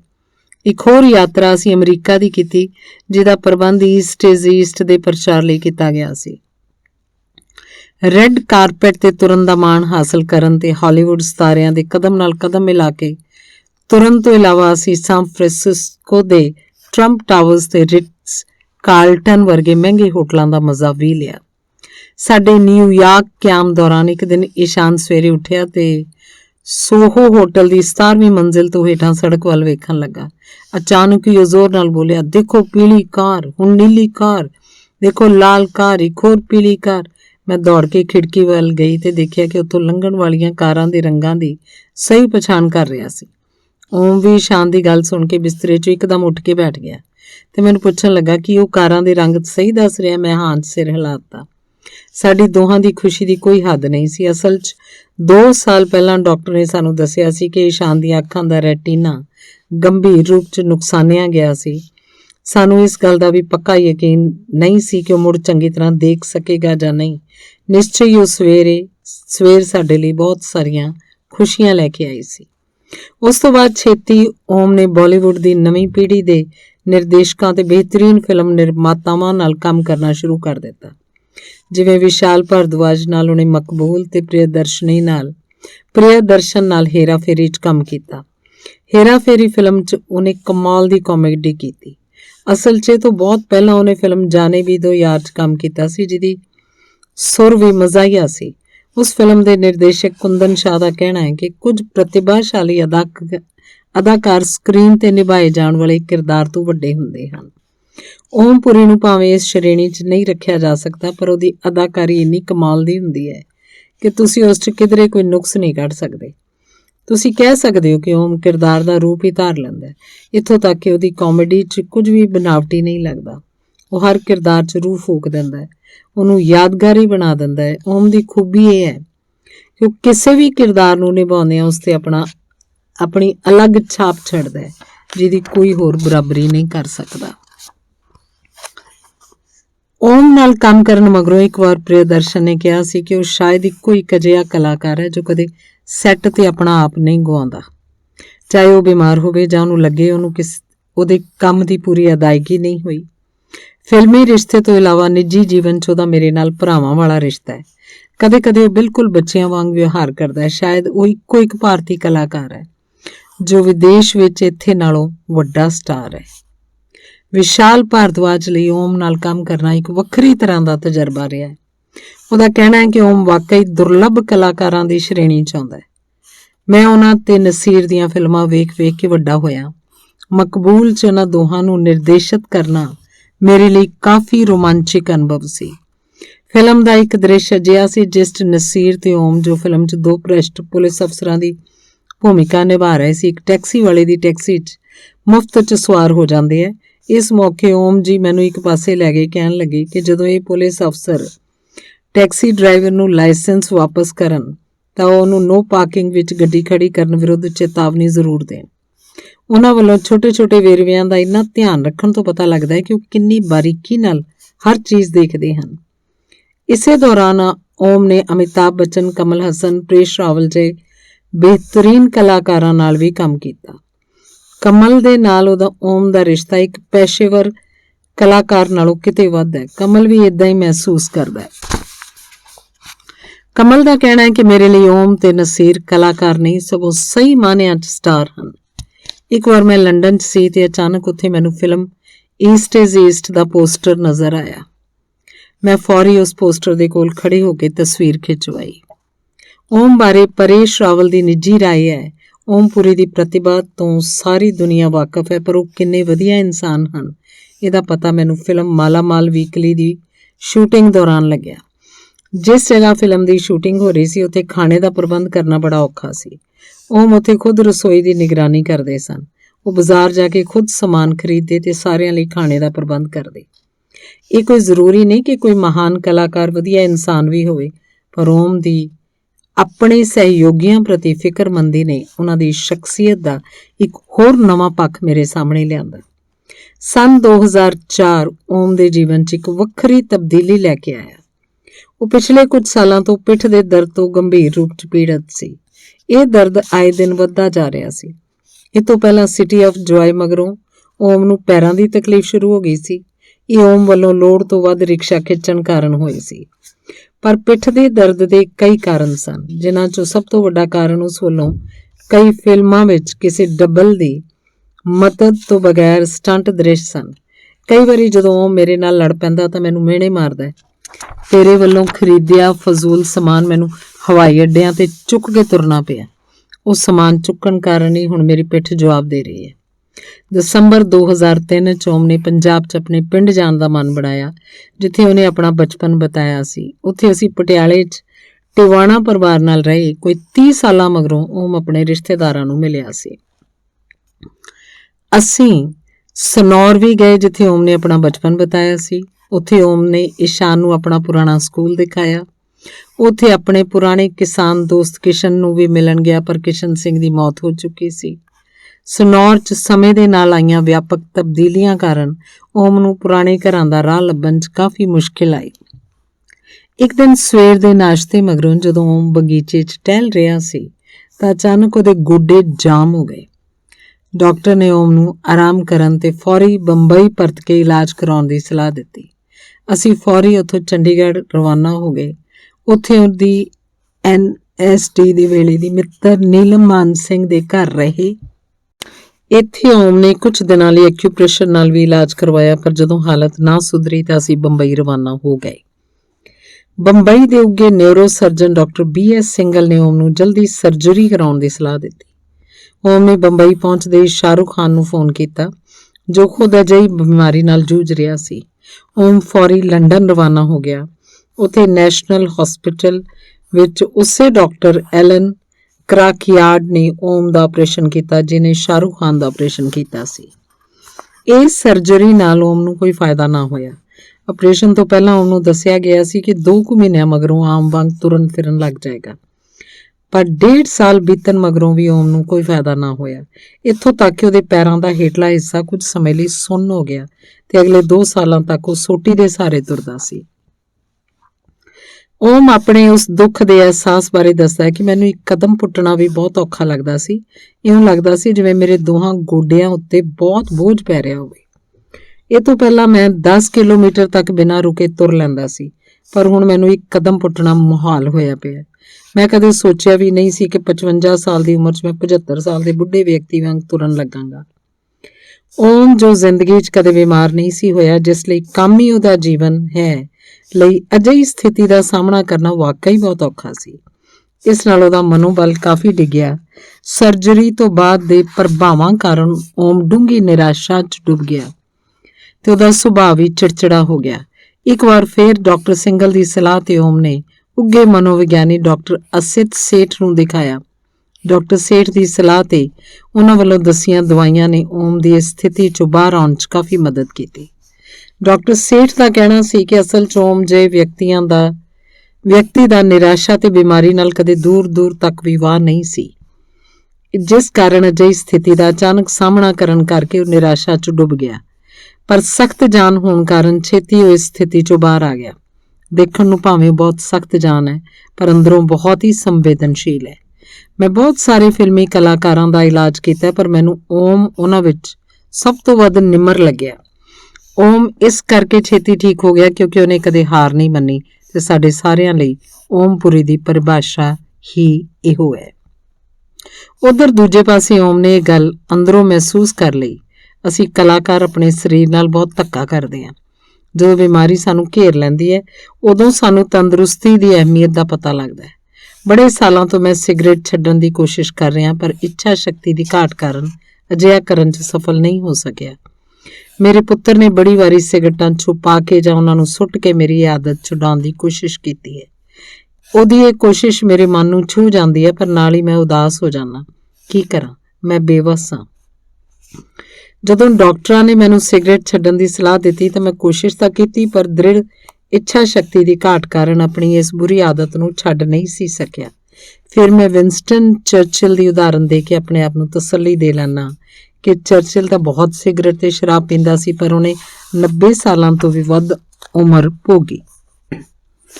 ਓਮ ਦੀ ਬਿਮਾਰੀ ਤੇ ਉਹਦੇ ਚਿੜਚਿੜੇਪਨ ਨੇ ਸਾਡੇ ਪਰਿਵਾਰਕ ਜੀਵਨ ਤੇ ਬਹੁਤ ਅਸਰ ਪਾਇਆ। ਈਸ਼ਾਨ ਸਮਝ ਗਿਆ ਸੀ ਕਿ ਉਹਦੇ ਬਾਬਾ ਦੀ ਪਿੱਠ ਵਿੱਚ ਕੋਈ ਸਮੱਸਿਆ ਹੈ ਤੇ ਉਹ ਹੁਣ ਉਸ ਨਾਲ ਪਹਿਲਾਂ ਵਾਂਗ ਨਹੀਂ ਸੀ ਖੇਡ ਸਕਦਾ। ਓਮ ਦਾ ਚਿੜਚਿੜਾਪਨ ਸਭ ਤੋਂ ਵੱਧ ਮੈਨੂੰ ਝੱਲਣਾ ਪੈਂਦਾ ਸੀ। ਉਹ ਛੋਟੀ-ਛੋਟੀ ਗੱਲ ਤੇ ਖਿੱਝ ਕੇ ਪੈਂਦਾ ਸੀ। ਮੈਂ ਕੋਸ਼ਿਸ਼ ਕਰਦੀ ਕਿ ਮੈਂ ਸੰਜਮ ਰੱਖਾਂ, ਪਰ ਕਦੇ-ਕਦੇ ਮੈਂ ਵੀ ਆਪਾ ਖੋ ਬੈਠਦੀ। ਪਰ ਇਸ ਸਾਰੀ ਸਥਿਤੀ 'ਚ ਓਮ ਖੁਦ ਸਭ ਤੋਂ ਵੱਧ ਪਰੇਸ਼ਾਨੀ ਚੱਲ ਰਿਹਾ ਸੀ। ਓਮ ਬਹੁਤ ਜ਼ਿਆਦਾ ਦਰਦ ਤੇ ਪਰੇਸ਼ਾਨੀ 'ਚੋਂ ਲੰਘ ਰਿਹਾ ਸੀ। ਅਸੀਂ ਘਰ ਦੇ ਸਾਰੇ ਜੀਅ ਤੇ ਦੋਸਤ ਮਿੱਤਰ ਉਹਦਾ ਹੌਸਲਾ ਵਧਾਉਂਦੇ, ਪਰ ਸਭ ਕੁਝ ਝੱਲਣਾ ਤਾਂ ਉਹਨੂੰ ਹੀ ਪੈਣਾ ਸੀ। ਇਸ ਦਰਦ ਦੇ ਬਾਵਜੂਦ ਓਮ ਨੇ ਆਪਣੇ ਇੱਕ ਵਾਤਾਵਰਨ ਪ੍ਰੇਮੀ ਮਿੱਤਰ ਬਿੱਟੂ ਸਹਿਗਲ ਨਾਲ ਜਿਮ ਕਾਰਬੈਟ ਨੈਸ਼ਨਲ ਪਾਰਕ ਜਾਣ ਦਾ ਪ੍ਰੋਗਰਾਮ ਬਣਾ ਲਿਆ। ਬਿੱਟੂ ਦੱਸਦਾ ਹੈ ਕਿ ਮੈਂ ਓਮ ਨੂੰ ਜਦੋਂ ਜਿਮ ਕਾਰਬੈਟ ਨੈਸ਼ਨਲ ਪਾਰਕ ਆਉਣ ਦਾ ਸੱਦਾ ਦਿੱਤਾ ਤਾਂ ਉਹ ਰੀੜ੍ਹ ਦੀ ਹੱਡੀ ਨੂੰ ਨੁਕਸਾਨ ਤੋਂ ਬਚਾਉਣ ਲਈ ਨੈਕ ਬ੍ਰੇਸ, ਗਲੇ 'ਚ ਬੰਨੀ ਜਾਣ ਵਾਲੀ ਵਿਸ਼ੇਸ਼ ਕਿਸਮ ਦੀ ਪੱਟੀ ਪਾ ਕੇ ਜੰਗਲੀ ਜੀਵਨ ਦੇ ਦੀਦਾਰ ਕਰਨ ਲਈ ਮੇਰੇ ਕੋਲ ਪਹੁੰਚ ਗਿਆ। ਅਗਲੀ ਸਵੇਰ ਜੰਗਲ 'ਚ ਓਮ ਦਾ ਉਹ ਹਾਲ ਉਵੇਂ ਦਾ ਹੀ ਸੀ ਜਿਵੇਂ ਕਿਸੇ ਬੱਚੇ ਦਾ ਟੌਫੀਆਂ ਚਾਕਲੇਟਾਂ ਦੀ ਦੁਕਾਨ 'ਚ ਵੜ ਕੇ ਹੁੰਦਾ ਹੈ। ਜੰਗਲੀ ਜੀਵਨ ਦੀ ਸੁੰਦਰਤਾ ਨੇ ਉਹਨੂੰ ਕੀਲ ਲਿਆ, ਪਰ ਨਾਲ ਹੀ ਉਹਨੂੰ ਇਸ ਗੱਲ ਦਾ ਅਫਸੋਸ ਸੀ ਕਿ ਇਸ ਕੁਦਰਤੀ ਸੁੰਦਰਤਾ ਨੂੰ ਸੰਭਾਲਣ ਤੇ ਸੁਰੱਖਿਅਤ ਰੱਖਣ ਲਈ ਕਿੰਨਾ ਤਰੱਦਦ ਕਰਨਾ ਪੈਂਦਾ ਹੈ। ਉੱਥੇ ਉਹਨੇ ਗਾਰਡਾਂ, ਡਰਾਈਵਰਾਂ, ਮੁਹਾਵਤਾਂ ਤੇ ਹੋਰ ਕੰਮ ਕਰਨ ਵਾਲੇ ਲੋਕਾਂ ਨਾਲ ਚੰਗੀ ਦੋਸਤੀ ਗੰਢ ਲਈ। ਉਸ ਵਿੱਚ ਲੋਕਾਂ ਨਾਲ ਦੋਸਤੀ ਕਰਨ ਦਾ ਗੁਣ ਬਹੁਤ ਕਮਾਲ ਦਾ ਹੈ। ਉਹ ਮੇਰੇ ਤੋਂ ਵੱਧ ਪੀ ਸਕਦਾ ਹੈ, ਮੇਰੇ ਤੋਂ ਵੱਧ ਚੌਂਦੀਆਂ ਗਾਲਾਂ ਕੱਢ ਸਕਦਾ ਹੈ। ਬਿਮਾਰੀ ਦੇ ਸਮੇਂ ਦੌਰਾਨ ਡਾਕਟਰਾਂ, ਪਰਿਵਾਰ ਤੇ ਉਹਦੇ ਸਟਾਫ ਦੇ ਮੈਂਬਰਾਂ ਤੇ ਦੋਸਤਾਂ ਮਿੱਤਰਾਂ ਦੀ ਮਦਦ ਨਾਲ ਓਮ ਛੇਤੀ ਇਸ ਸਥਿਤੀ 'ਚੋਂ ਬਾਹਰ ਨਿਕਲ ਗਿਆ। ਇਸ ਮੌਕੇ ਡਾਕਟਰ ਸਿੰਗਲ ਨੇ ਓਮ ਨੂੰ ਸਮਝਾਇਆ ਕਿ ਤੁਹਾਡੇ ਗੋਡਿਆਂ ਦਾ ਜੋ ਨੁਕਸਾਨ ਹੋ ਚੁੱਕਾ ਹੈ, ਉਹਨੂੰ ਲੈ ਕੇ ਹੁਣ ਤੁਸੀਂ ਸਾਰੀ ਉਮਰ ਅਫਸੋਸ ਨਹੀਂ ਮਨਾ ਸਕਦੇ। ਅਜਿਹਾ ਕਰਕੇ ਤੁਸੀਂ ਆਪਣੀ ਸਿਹਤ ਨੂੰ ਹੋਰ ਨੁਕਸਾਨ ਪਹੁੰਚਾਓਗੇ। ਆਪਣੇ ਕੰਮ 'ਚ ਖੁੱਭ ਜਾਓ। ਮੇਰਾ ਖਿਆਲ ਹੈ ਕਿ ਤੁਹਾਡੇ ਵਰਗਾ ਬੰਦਾ ਕੰਮ ਕਰਕੇ ਵਧੇਰੇ ਖੁਸ਼ ਰਹੇਗਾ। ਓਮ ਨੇ ਸਾਰੇ ਸਮੇਂ ਦੌਰਾਨ ਕਈ ਵਾਰ ਸ਼ਾਹਰੁਖ ਨੂੰ ਫੋਨ ਕੀਤਾ, ਜੋ ਖੁਦ ਵੀ ਲਗਭਗ ਅਜਿਹੀ ਪਰੇਸ਼ਾਨੀ 'ਚੋਂ ਲੰਘ ਚੁੱਕਾ ਸੀ। ਸ਼ਾਹਰੁਖ ਨੇ ਕਿਹਾ ਕਿ ਮੈਂ ਤੁਹਾਡੇ ਦਰਦ ਨੂੰ ਸਮਝਦਾ, ਪਰ ਤੁਹਾਨੂੰ ਇਹ ਭੁੱਲ ਕੇ ਜ਼ਿੰਦਗੀ ਦੇ ਰੁਝੇਵਿਆਂ 'ਚ ਰੁੱਝ ਜਾਣਾ ਚਾਹੀਦਾ ਹੈ। ਓਮ ਜੀ, ਜੇ ਤੁਸੀਂ ਹੱਸਦੇ ਹੋ ਤਾਂ ਸਾਰਾ ਜ਼ਮਾਨਾ ਤੁਹਾਡੇ ਨਾਲ ਹੱਸਦਾ ਹੈ, ਪਰ ਜੇ ਤੁਸੀਂ ਰੋਂਦੇ ਹੋ ਤਾਂ ਤੁਹਾਨੂੰ ਇਕੱਲੇ ਰੋਣਾ ਪੈਂਦਾ ਹੈ। 2 ਸਾਲਾਂ ਮਗਰੋਂ ਓਮ ਨੇ ਫਿਰ ਪਹਿਲੇ ਵਾਂਗ ਕੰਮ ਕਰਨਾ ਸ਼ੁਰੂ ਕਰ ਦਿੱਤਾ। ਆਪਰੇਸ਼ਨ ਤੋਂ ਪਹਿਲਾਂ ਤੇ ਬਾਅਦ ਉਹਨੇ ਕਈ ਫਿਲਮਾਂ 'ਚ ਕੰਮ ਕਰਨ ਤੋਂ ਨਾ ਕੀਤੀ, ਜਿਨ੍ਹਾਂ 'ਚ ਕਈ ਮਹੱਤਵਪੂਰਨ ਕਿਰਦਾਰ ਵੀ ਸਨ, ਜਿਵੇਂ ਵੀਰ ਜ਼ਾਰਾ 'ਚ ਪ੍ਰੀਤੀ ਜ਼ੰਟਾ ਦੇ ਪਿਤਾ ਦਾ ਕਿਰਦਾਰ, ਜਾਰਜ ਕਲੂਨੀ ਦੇ ਮਾਇਰਿਆਨਾ ਵਿੱਚ ਅਦਨਾਨ ਖਸ਼ੋਗੀ ਤੇ ਆਧਾਰਿਤ ਕਿਰਦਾਰ। ਪਰ ਫਿਰ ਵੀ ਉਹਦੇ ਜੀਵਨ 'ਚ ਅਜਿਹਾ ਪੜਾਅ ਆਇਆ ਜਿਹਨੇ ਉਹਦੀ ਜ਼ਿੰਦਗੀ ਹੀ ਬਦਲ ਦਿੱਤੀ। ਮਹਾਰਾਣੀ ਐਲਿਜ਼ਾਬੈਥ ਨੇ ਸਾਲ 2005 ਵਿੱਚ ਆਪਣੇ ਜਨਮ ਦਿਨ ਮੌਕੇ ਓਮਪੁਰੀ ਨੂੰ ਬਰਤਾਨਵੀ ਰਾਜ ਦਾ ਇੱਕ ਅਧਿਕਾਰੀ ਬਣਾ ਦਿੱਤਾ। ਪਟਿਆਲਾ ਦੇ ਇੱਕ ਨਿੱਕੇ ਜਿਹੇ ਪਿੰਡ ਦੇ ਮੁੰਡੇ ਓਮ, ਜੋ NSD ਵਿੱਚ ਆਪਣੀ ਖਰਾਬ ਅੰਗਰੇਜ਼ੀ ਕਾਰਨ ਦੁਖੀ ਰਹਿੰਦਾ ਸੀ, ਨੇ ਸਫਲਤਾ ਦੇ ਇਸ ਸਫ਼ਰ 'ਚ ਇੱਕ ਬੁਲੰਦ ਮੁਕਾਮ ਹਾਸਲ ਕਰ ਲਿਆ ਸੀ। ਇੱਕ ਖੁਸ਼ਨੁਮਾ ਸ਼ਾਮ ਜਦੋਂ ਓਮ ਤੇ ਉਹਦਾ ਪਿਛਲੇ 4 ਦਹਾਕਿਆਂ ਤੋਂ ਦੋਸਤ ਤੇ ਸਹਿਯੋਗੀ ਨਸੀਰ ਸਾਡੇ ਟੈਰਿਸ ਤੇ ਬੈਠੇ ਇੱਕ ਅੱਧਾ ਪੈਗ ਲੈ ਰਹੇ ਸਨ ਤਾਂ ਉਹਨੇ ਓਮ ਨੂੰ ਮਿਲੇ OBE ਸਨਮਾਨ ਬਾਰੇ ਆਪਣੇ ਵਿਚਾਰ ਕੁਝ ਇਉਂ ਪ੍ਰਗਟਾਏ। ਇੱਕ ਪਾਸੇ ਮੈਂ ਨਸੀਰੁਦੀਨ ਸ਼ਾਹ, ਜਿਹਨੇ ਮਿਸ਼ਨਰੀ ਸਕੂਲ ਤੋਂ ਸਿੱਖਿਆ ਹਾਸਲ ਕੀਤੀ, ਜਿਹਦੇ ਅੰਗਰੇਜ਼ੀ ਉਚਾਰਨ 'ਚ ਕਿਤੇ ਕੋਈ ਨੁਕਸ ਨਹੀਂ ਕੱਢ ਸਕਦਾ। ਦੂਜੇ ਪਾਸੇ ਸਾਡੇ ਓਮ ਪ੍ਰਕਾਸ਼ ਪੁਰੀ, ਜੋ ਮਸਾਂ ਹੀ ਅੰਗਰੇਜ਼ੀ ਬੋਲ ਸਕਦੇ ਸਨ ਤੇ ਉਹ ਵੀ ਪੰਜਾਬੀ ਨੁਮਾ ਅੰਦਾਜ਼ ਵਿੱਚ। ਸਾਰੇ ਸੋਚਦੇ ਸਨ ਕਿ ਮੈਂ ਅੰਗਰੇਜ਼ੀ ਥੀਏਟਰ ਤੇ ਸਿਨੇਮਾ 'ਚ ਖੂਬ ਨਾਮ ਕਮਾਵਾਂਗਾ ਤੇ ਓਮ ਹਿੰਦੀ ਫਿਲਮਾਂ ਵਿੱਚ। ਪਰ ਦੇਖੋ, ਅੱਜ 2005 ਵਿੱਚ ਓਮ, ਜਿਹਨੂੰ ਸਹੀ ਅੰਗਰੇਜ਼ੀ ਵੀ ਨਹੀਂ ਬੋਲਣੀ ਆਉਂਦੀ ਸੀ, ਉਹਨੇ ਅੰਗਰੇਜ਼ੀ ਸਿਨੇਮਾ 'ਚ ਪਾਏ ਯੋਗਦਾਨ ਲਈ ਬਰਤਾਨੀਆ ਦੀ ਮਹਾਰਾਣੀ ਨੇ order of the British empire ਨਾਲ ਨਿਵਾਜਿਆ ਤੇ ਨਸੀਰੁਦੀਨ ਸ਼ਾਹ ਨੂੰ ਹਿੰਦੀ ਸਿਨੇਮਾ 'ਚ ਪਾਏ ਯੋਗਦਾਨ ਲਈ ਪਦਮ ਭੂਸ਼ਣ ਨਾਲ ਸਨਮਾਨਿਆ ਗਿਆ। ਖੈਰ, ਮੈਨੂੰ ਇਸ ਗੱਲ ਦਾ ਕੋਈ ਸ਼ਿਕਵਾ ਵੀ ਨਹੀਂ। ਕਈ ਫਿਲਮਾਂ 'ਚ ਓਮ ਦੀ ਸਹਿਯੋਗੀ ਕਲਾਕਾਰ ਰਹੀ ਸ਼ਬਾਨਾ ਆਜ਼ਮੀ ਦਾ ਕਹਿਣਾ ਹੈ, ਓਮ ਇੱਕ ਵਿਸ਼ਾਲ ਰੁੱਖ ਵਾਂਗ ਹੈ ਜਿਹਦੀਆਂ ਜੜ੍ਹਾਂ ਪੰਜਾਬ ਦੇ ਪਿੰਡਾਂ 'ਚ ਹਨ ਤੇ ਟਹਿਣੀਆਂ ਇੰਨੀਆਂ ਫੈਲੀਆਂ ਹੋਈਆਂ ਕਿ ਪੱਛਮ ਨੂੰ ਵੀ ਆਪਣੇ ਕਲਾਵੇ 'ਚ ਲੈ ਲੈਂਦੀ ਹੈ। ਓਮ ਦੀ ਸਾਲ 2006 ਦੀ ਸ਼ੁਰੂਆਤ ਫਰਹਾਨ ਅਖਤਰ ਦੀ ਮਲੇਸ਼ੀਆ 'ਚ ਬਣੀ ਡੌਨ ਦੀ ਰੀਮੇਕ ਫਿਲਮ ਨਾਲ ਹੋਈ। ਇਸ਼ਾਨ ਤੇ ਮੈਂ ਓਮ ਨਾਲ ਮਲੇਸ਼ੀਆ ਤੋਂ ਸਿੰਗਾਪੁਰ, ਫਿਰ ਕੈਨੇਡਾ ਤੇ ਸਕਾਟਲੈਂਡ ਵਿਚਲੀਆਂ ਸ਼ੂਟਿੰਗ ਵਾਲੀਆਂ ਵੱਖ-ਵੱਖ ਥਾਵਾਂ ਤੇ ਗਏ। ਉਸੇ ਸਾਲ ਓਮ ਨੂੰ ਜੁਲਾਈ ਮਹੀਨੇ 'ਚ ਮੌਂਟੋ ਕਾਰਲੋ ਫਿਲਮ ਮੇਲੇ ਵਿੱਚ ਜਿਊਰੀ ਦਾ ਮੈਂਬਰ ਬਣਨ ਲਈ ਸੱਦਾ ਮਿਲਿਆ ਤੇ ਬਾਅਦ 'ਚ ਮਾਈਕ ਨਿਕੋਲਸ ਵੱਲੋਂ ਬਣਾਈ ਗਈ ਫਿਲਮ ਚਾਰਲੀ ਵਿਲਸਨ ਦੇ ਲਈ ਅਸੀਂ ਮੋਰਾਕੋ ਵੀ ਗਏ। ਸਾਲ 2007 ਵਿੱਚ ਓਮ ਤੇ ਨਸੀਰ ਨੂੰ ਉਹਨਾਂ ਵੱਲੋਂ ਕਲਾ ਦੇ ਖੇਤਰ 'ਚ ਪਾਏ ਬਿਹਤਰੀਨ ਯੋਗਦਾਨ ਲਈ ਲੰਡਨ ਦੇ ਨਹਿਰੂ ਸੈਂਟਰ ਵਿੱਚ ਵਿਸ਼ੇਸ਼ ਤੌਰ ਤੇ ਸਨਮਾਨਿਤ ਕੀਤਾ ਗਿਆ। ਇੱਥੇ 94 ਭਾਰਤੀ ਦਰਸ਼ਕਾਂ ਦਰਮਿਆਨ ਮੇਰਾ ਕਹਾਣੀ ਸੰਗ੍ਰਹਿ 9 on 9 ਵੀ ਪੜ੍ਹਿਆ ਗਿਆ। ਓਮ ਨੇ ਹੋਰ ਵੱਡੇ ਸ਼ਹਿਰਾਂ 'ਚ ਵੀ ਇਸ ਕਿਤਾਬ ਦੇ ਪਾਠ 'ਚ ਮੈਨੂੰ ਬਹੁਤ ਸਹਿਯੋਗ ਦਿੱਤਾ, ਜਿਸ 'ਚ ਕਲਕੱਤਾ ਦਾ ਪ੍ਰਸਿੱਧ ਪੁਸਤਕ ਮੇਲਾ ਵੀ ਸ਼ਾਮਲ ਸੀ। ਇਸ ਵੇਲੇ ਓਮ ਬਾਲੀਵੁੱਡ ਦੀਆਂ ਫਿਲਮਾਂ 'ਚ ਰੁੱਝਿਆ ਹੋਇਆ, ਜਿਨ੍ਹਾਂ 'ਚੋਂ ਕੁਝ ਬਹੁਤ ਦਿਲਚਸਪ ਹਨ, ਕੁਝ ਸਧਾਰਨ ਮਨੋਰੰਜਕ ਫਿਲਮਾਂ ਹਨ। ਇਸੇ ਦੌਰਾਨ ਓਮ ਨੂੰ NFDC national film development corporation ਦਾ ਚੇਅਰਮੈਨ ਬਣਾ ਦਿੱਤਾ ਗਿਆ। ਓਮ ਸ਼ੁਰੂ 'ਚ ਅਹੁਦਾ ਪ੍ਰਵਾਨ ਕਰਨ ਤੋਂ ਕੁਝ ਝਿਜਕ ਰਿਹਾ ਸੀ, ਕਿਉਂਕਿ ਪਿਛਲੇ ਕੁਝ ਸਾਲਾਂ 'ਚ ਇੱਥੇ ਕਾਫੀ ਵਿੱਤੀ ਘੁਟਾਲੇ ਹੋਏ ਸੀ। ਇਸ ਤੋਂ ਇਲਾਵਾ ਓਮ ਦੇ ਮਿੱਤਰ ਮਨਮੋਹਨ ਸ਼ੈਟੀ, ਜੋ ਉਹਨਾਂ ਤੋਂ ਪਹਿਲਾਂ ਇਸ ਆਨਰੇਰੀ ਅਹੁਦੇ ਤੇ ਸੀ, ਦਾ ਇੱਥੇ ਤਜਰਬਾ ਵੀ ਕੋਈ ਬਹੁਤਾ ਚੰਗਾ ਨਹੀਂ ਸੀ ਰਿਹਾ। ਪਰ NFDC ਨੂੰ ਆਪਣੀ ਸਾਖ ਸੁਧਾਰਨ ਲਈ ਇੱਕ ਨਾਂ ਦੀ ਜ਼ਰੂਰਤ ਸੀ। ਇਸ ਤੋਂ ਇਲਾਵਾ ਓਮ ਨੇ NFDC ਦੀ ਫਿਲਮ ਜਾਨੇ ਵੀ ਦੋ ਯਾਰੋ 'ਚ ਕੰਮ ਕੀਤਾ ਸੀ। ਇਸ ਲਈ ਉਸਨੇ ਇਹ ਸੋਚ ਕੇ ਚੇਅਰਮੈਨ ਦਾ ਅਹੁਦਾ ਪ੍ਰਵਾਨ ਕਰ ਲਿਆ ਕਿ ਜੇਕਰ ਇਸ ਨਾਲ NFDC ਦੀ ਕੋਈ ਮਦਦ ਹੁੰਦੀ ਹੈ ਤਾਂ ਉਸ ਨਾਲ ਉਹਨੂੰ ਬਹੁਤ ਚੰਗਾ ਲੱਗੇਗਾ। ਓਮ ਵਿਦੇਸ਼ ਵਿੱਚ ਸ਼ੂਟਿੰਗ ਕਰਨ ਵੇਲੇ ਸ਼ਾਇਦ ਹੀ ਕੋਈ ਛੁੱਟੀ ਲੈਂਦਾ ਹੈ, ਪਰ ਪਿਛਲੀਆਂ ਗਰਮੀਆਂ 'ਚ ਉਹਨੇ ਕਾਹਿਰਾ ਵਿੱਚ film Singh is king the shooting ਲਈ ਪਹੁੰਚਣ ਤੋਂ ਪਹਿਲਾਂ ਆਸਵਾਨ ਤੋਂ ਲਕਸਰ ਤੱਕ ਦਾ 5 ਦਿਨਾਂ ਲਈ ਨਾਈਲ ਕਰੂਜ਼ ਲਿਆ। ਇਸ ਕਰੂਜ਼ ਵਿੱਚ ਉਹਨੇ ਗਲਾਬੀਆ ਨਾਈਟਸ ਲਈ ਗਲਾਬੀਆ ਪੁਸ਼ਾਕ ਪਹਿਨਣ ਤੋਂ ਇਲਾਵਾ ਕਾਫੀ ਪ੍ਰੋਗਰਾਮਾਂ 'ਚ ਹਿੱਸਾ ਲਿਆ। ਇਸ ਮੌਕੇ ਓਮ ਨੂੰ ਉਦੋਂ ਬਹੁਤ ਚੰਗਾ ਲੱਗਿਆ ਜਦੋਂ ਕੁਝ ਸਥਾਨਕ ਲੋਕਾਂ ਨੇ ਉਹਨੂੰ ਪੁੱਛਿਆ ਕਿ ਕੀ ਉਹ ਮਿਸਰ ਦਾ ਰਹਿਣ ਵਾਲਾ ਹੈ। ਸ਼ਾਇਦ ਉਹਦੇ ਘੁਮੱਕੜਪਣ ਕਾਰਨ ਅਜਿਹਾ ਜਾਪਦਾ ਹੈ। ਜਰਮੀ ਦਾ ਕਹਿਣਾ ਹੈ ਕਿ ਓਮ ਦੇ ਨਕਸ਼ ਐਫਰੋ ਏਸ਼ੀਆਈ ਤੇ ਮੱਧ ਪੂਰਬੀ ਹਨ। ਮਿਸਰ ਸਾਨੂੰ ਸਭ ਤੋਂ ਵੱਧ ਪਸੰਦ ਆਇਆ ਤੇ ਅਸੀਂ ਇੱਥੇ ਦੁਬਾਰਾ ਜਾਣ ਦੇ ਇੱਛੁਕ ਹਾਂ। ਓਮ ਦੇ ਆਪਰੇਸ਼ਨ ਮਗਰੋਂ ਬੜੀ ਦੇਰ ਬਾਅਦ ਓਮ ਨੇ ਇੱਕ ਤੰਦਰੁਸਤ ਵਿਅਕਤੀ ਵਾਂਗ ਆਪਣੀ ਯਾਤਰਾ ਦਾ ਆਨੰਦ ਮਾਣਿਆ। ਇਹ ਦੇਖ ਕੇ ਸਭ ਤੋਂ ਵੱਧ ਖੁਸ਼ ਇਸ਼ਾਨ ਹੋਇਆ। ਓਮ ਨੇ ਅੱਤ ਦੀ ਗਰਮੀ ਦੌਰਾਨ ਵੈਲੀ ਆਫ ਕਿੰਗਸ ਐਂਡ ਕੁਈਨਸ ਫਿਲੇ ਮੰਦਰ, ਕਾਰਨਕ ਮੰਦਰ, ਕਾਹਿਰਾ ਮਿਊਜ਼ੀਅਮ ਦੇਖਣ ਲਈ ਤਾਂ ਸਾਡਾ ਸਾਥ ਦਿੱਤਾ, ਪਰ ਅਖੀਰ ਉਹ ਕੂਕ ਉੱਠਿਆ, ਮੈਂ ਹੁਣ ਇੱਕ ਹੋਰ ਪੱਥਰ ਨਹੀਂ ਦੇਖਣਾ। ਧੰਨਵਾਦ। ਅਗਲਾ ਲੇਖ ਹੈ ਘਰ ਵਿੱਚ ਓਮਪੁਰੀ। ਇਸ ਪੁਸਤਕ ਦਾ ਇੱਕ ਸਭ ਤੋਂ ਔਖਾ ਅਧਿਆਇ ਹੈ। ਇਕੱਲਾ ਅਜਿਹਾ ਅਧਿਆਇ ਹੈ ਜਿਸ 'ਚ ਲਗਭਗ ਪਿਛਲੇ 15 ਸਾਲਾਂ ਦੀ ਕਹਾਣੀ ਤੇ ਇਹ ਪੂਰੀ ਕਿਤਾਬ ਲਿਖਣ ਦੀ ਵਜ੍ਹਾ ਦਾ ਖੁਲਾਸਾ ਹੈ। ਇਸ ਪੁਸਤਕ ਅਜਿਹਾ ਅਧਿਆਇ ਹੈ ਜੋ ਇੱਕ ਕਲਾਕਾਰ ਹੈ ਪਿੱਛੇ ਛੁਪੇ ਅਸਲ ਇਨਸਾਨ ਨੂੰ ਸਭ ਦੇ ਸਾਹਮਣੇ ਪੇਸ਼ ਕਰਦਾ ਹੈ। ਮੈਂ ਇੱਕ ਪੱਤਰਕਾਰ ਵਜੋਂ ਕਦੇ ਵੀ ਆਪਣੇ ਕਾਲਮਾਂ 'ਚ ਸੱਚ ਦਾ ਪੱਲਾ ਨਹੀਂ ਛੱਡਿਆ। ਜੇਕਰ ਮੈਂ ਕਦੇ ਇਹਨਾਂ ਕਾਲਮਾਂ 'ਚ ਆਪਣੇ ਦੋਸਤਾਂ ਮਿੱਤਰਾਂ ਬਾਰੇ ਕੁਝ ਲਿਖਿਆ ਹੈ ਤਾਂ ਸੱਚ ਹੀ ਲਿਖਿਆ ਹੈ, ਭਾਵੇਂ ਇਹਦੀ ਕੀਮਤ ਮੈਨੂੰ ਉਹਦੀ ਨਾਰਾਜ਼ਗੀ ਦੇ ਰੂਪ 'ਚ ਚੁਕਾਉਣੀ ਪਈ। ਇਹ ਪੁਸਤਕ ਲਿਖਣ ਵੇਲੇ ਮੇਰੇ ਅੱਗੇ ਸਭ ਤੋਂ ਵੱਡੀ ਚੁਣੌਤੀ ਇਹ ਸੀ ਕਿ ਮੈਂ ਆਪਣੇ ਪਤੀ ਦੇ ਜੀਵਨ ਦੀ ਕਹਾਣੀ ਨਿਰਪੱਖ ਹੋ ਕੇ ਬਿਆਨਣੀ ਸੀ। ਮੇਰੇ ਲਈ ਜ਼ਰੂਰੀ ਸੀ ਕਿ ਨਾ ਤਾਂ ਇਹ ਕਹਾਣੀ ਪਾਠਕਾਂ 'ਚ ਕਿਸੇ ਤਰ੍ਹਾਂ ਅਕੇਵਾਂ ਪੈਦਾ ਕਰੇ ਤੇ ਨਾ ਹੀ ਓਮ ਦੇ ਜੀਵਨ ਦੇ ਕਿਸੇ ਸੱਚ ਤੇ ਪਰਦਾ ਪਾਵੇ। ਆਪਣੇ ਜੀਵਨ ਸਾਥੀ ਬਾਰੇ ਪੁਸਤਕ ਲਿਖਣ ਨਾਲੋਂ ਆਪਣੇ ਮਾਪਿਆਂ, ਭੈਣਾਂ, ਭਰਾਵਾਂ, ਬੱਚਿਆਂ ਬਾਰੇ ਪੁਸਤਕ ਲਿਖਣਾ ਕਿਤੇ ਸੌਖਾ ਹੈ। ਕਿਸੇ ਵੀ ਵਿਆਹੇ ਜੋੜੇ 'ਚ ਬਹੁਤੀ ਵਾਰੀ ਦੋਹਾਂ ਦਾ ਰਿਸ਼ਤਾ ਮਿੱਤਰਤਾ ਤੋਂ ਸ਼ੁਰੂ ਹੋ ਕੇ ਪ੍ਰੇਮੀ ਪ੍ਰੇਮਿਕਾ ਅੰਤ ਪਤੀ ਪਤਨੀ ਦਾ ਰੂਪ ਲੈਂਦਾ ਹੈ। ਇਸ ਸਮੁੱਚੇ ਸਫ਼ਰ ਦੌਰਾਨ ਤੁਸੀਂ ਇੱਕ ਦੂਜੇ ਦਾ ਸਭ ਤੋਂ ਚੰਗਾ ਤੇ ਮਾੜਾ ਰੂਪ ਬਹੁਤ ਨੇੜਿਓਂ ਦੇਖਦੇ ਹੋ। ਦੁਨੀਆ ਲਈ ਕੋਈ ਵਿਅਕਤੀ ਬਹੁਤ ਮਹਾਨ, ਮਦਦਗਾਰ, ਸਹਿਯੋਗੀ, ਖੁਸ਼ਨੁਮਾ ਮਿੱਤਰ ਹੋ ਸਕਦਾ ਹੈ, ਪਰ ਉਹਦਾ ਅਸਲ ਖਾਸਾ ਉਹਦੇ ਪਰਿਵਾਰ ਵਾਲੇ ਹੀ ਜਾਣਦੇ ਆ।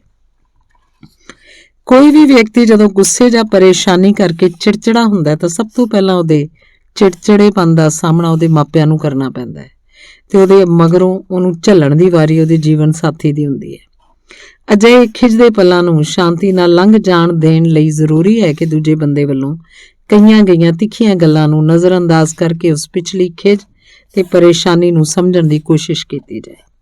ਇਹ ਪੁਸਤਕ ਇੱਕ ਅਜਿਹੇ ਕਲਾਕਾਰ ਬਾਰੇ ਹੈ ਜੋ ਆਪਣੇ ਫਨ ਦੀ ਇਮਾਨਦਾਰੀ ਸ਼ਿੱਦਤ ਨਾਲ ਯਕੀਨ ਰੱਖਦਾ ਹੈ।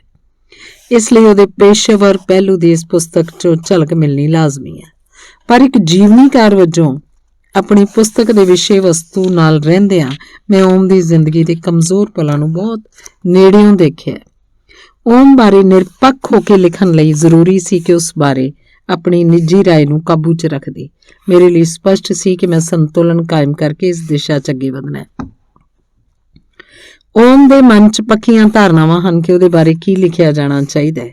ਇਸ ਕਰਕੇ ਅੱਜ ਤੋਂ 15 ਵਰ੍ਹੇ ਪਹਿਲਾਂ ਜਦੋਂ ਓਮ ਨੇ ਮੈਨੂੰ ਆਪਣੀ ਜੀਵਨੀ ਲਿਖਣ ਲਈ ਕਿਹਾ ਤਾਂ 2 ਕਾਰਨਾਂ ਕਰਕੇ ਮੈਂ ਰੁਕ ਗਈ। ਪਹਿਲਾ ਕਾਰਨ ਤਾਂ ਇਹ ਸੀ ਕਿ ਮੈਂ ਨਵਾਂ ਲਿਖਣਾ ਸ਼ੁਰੂ ਕੀਤਾ ਸੀ ਤੇ ਸਾਡੀ ਮੁਹੱਬਤ ਵੀ ਅਜੇ ਨਵੀਂ ਸੀ।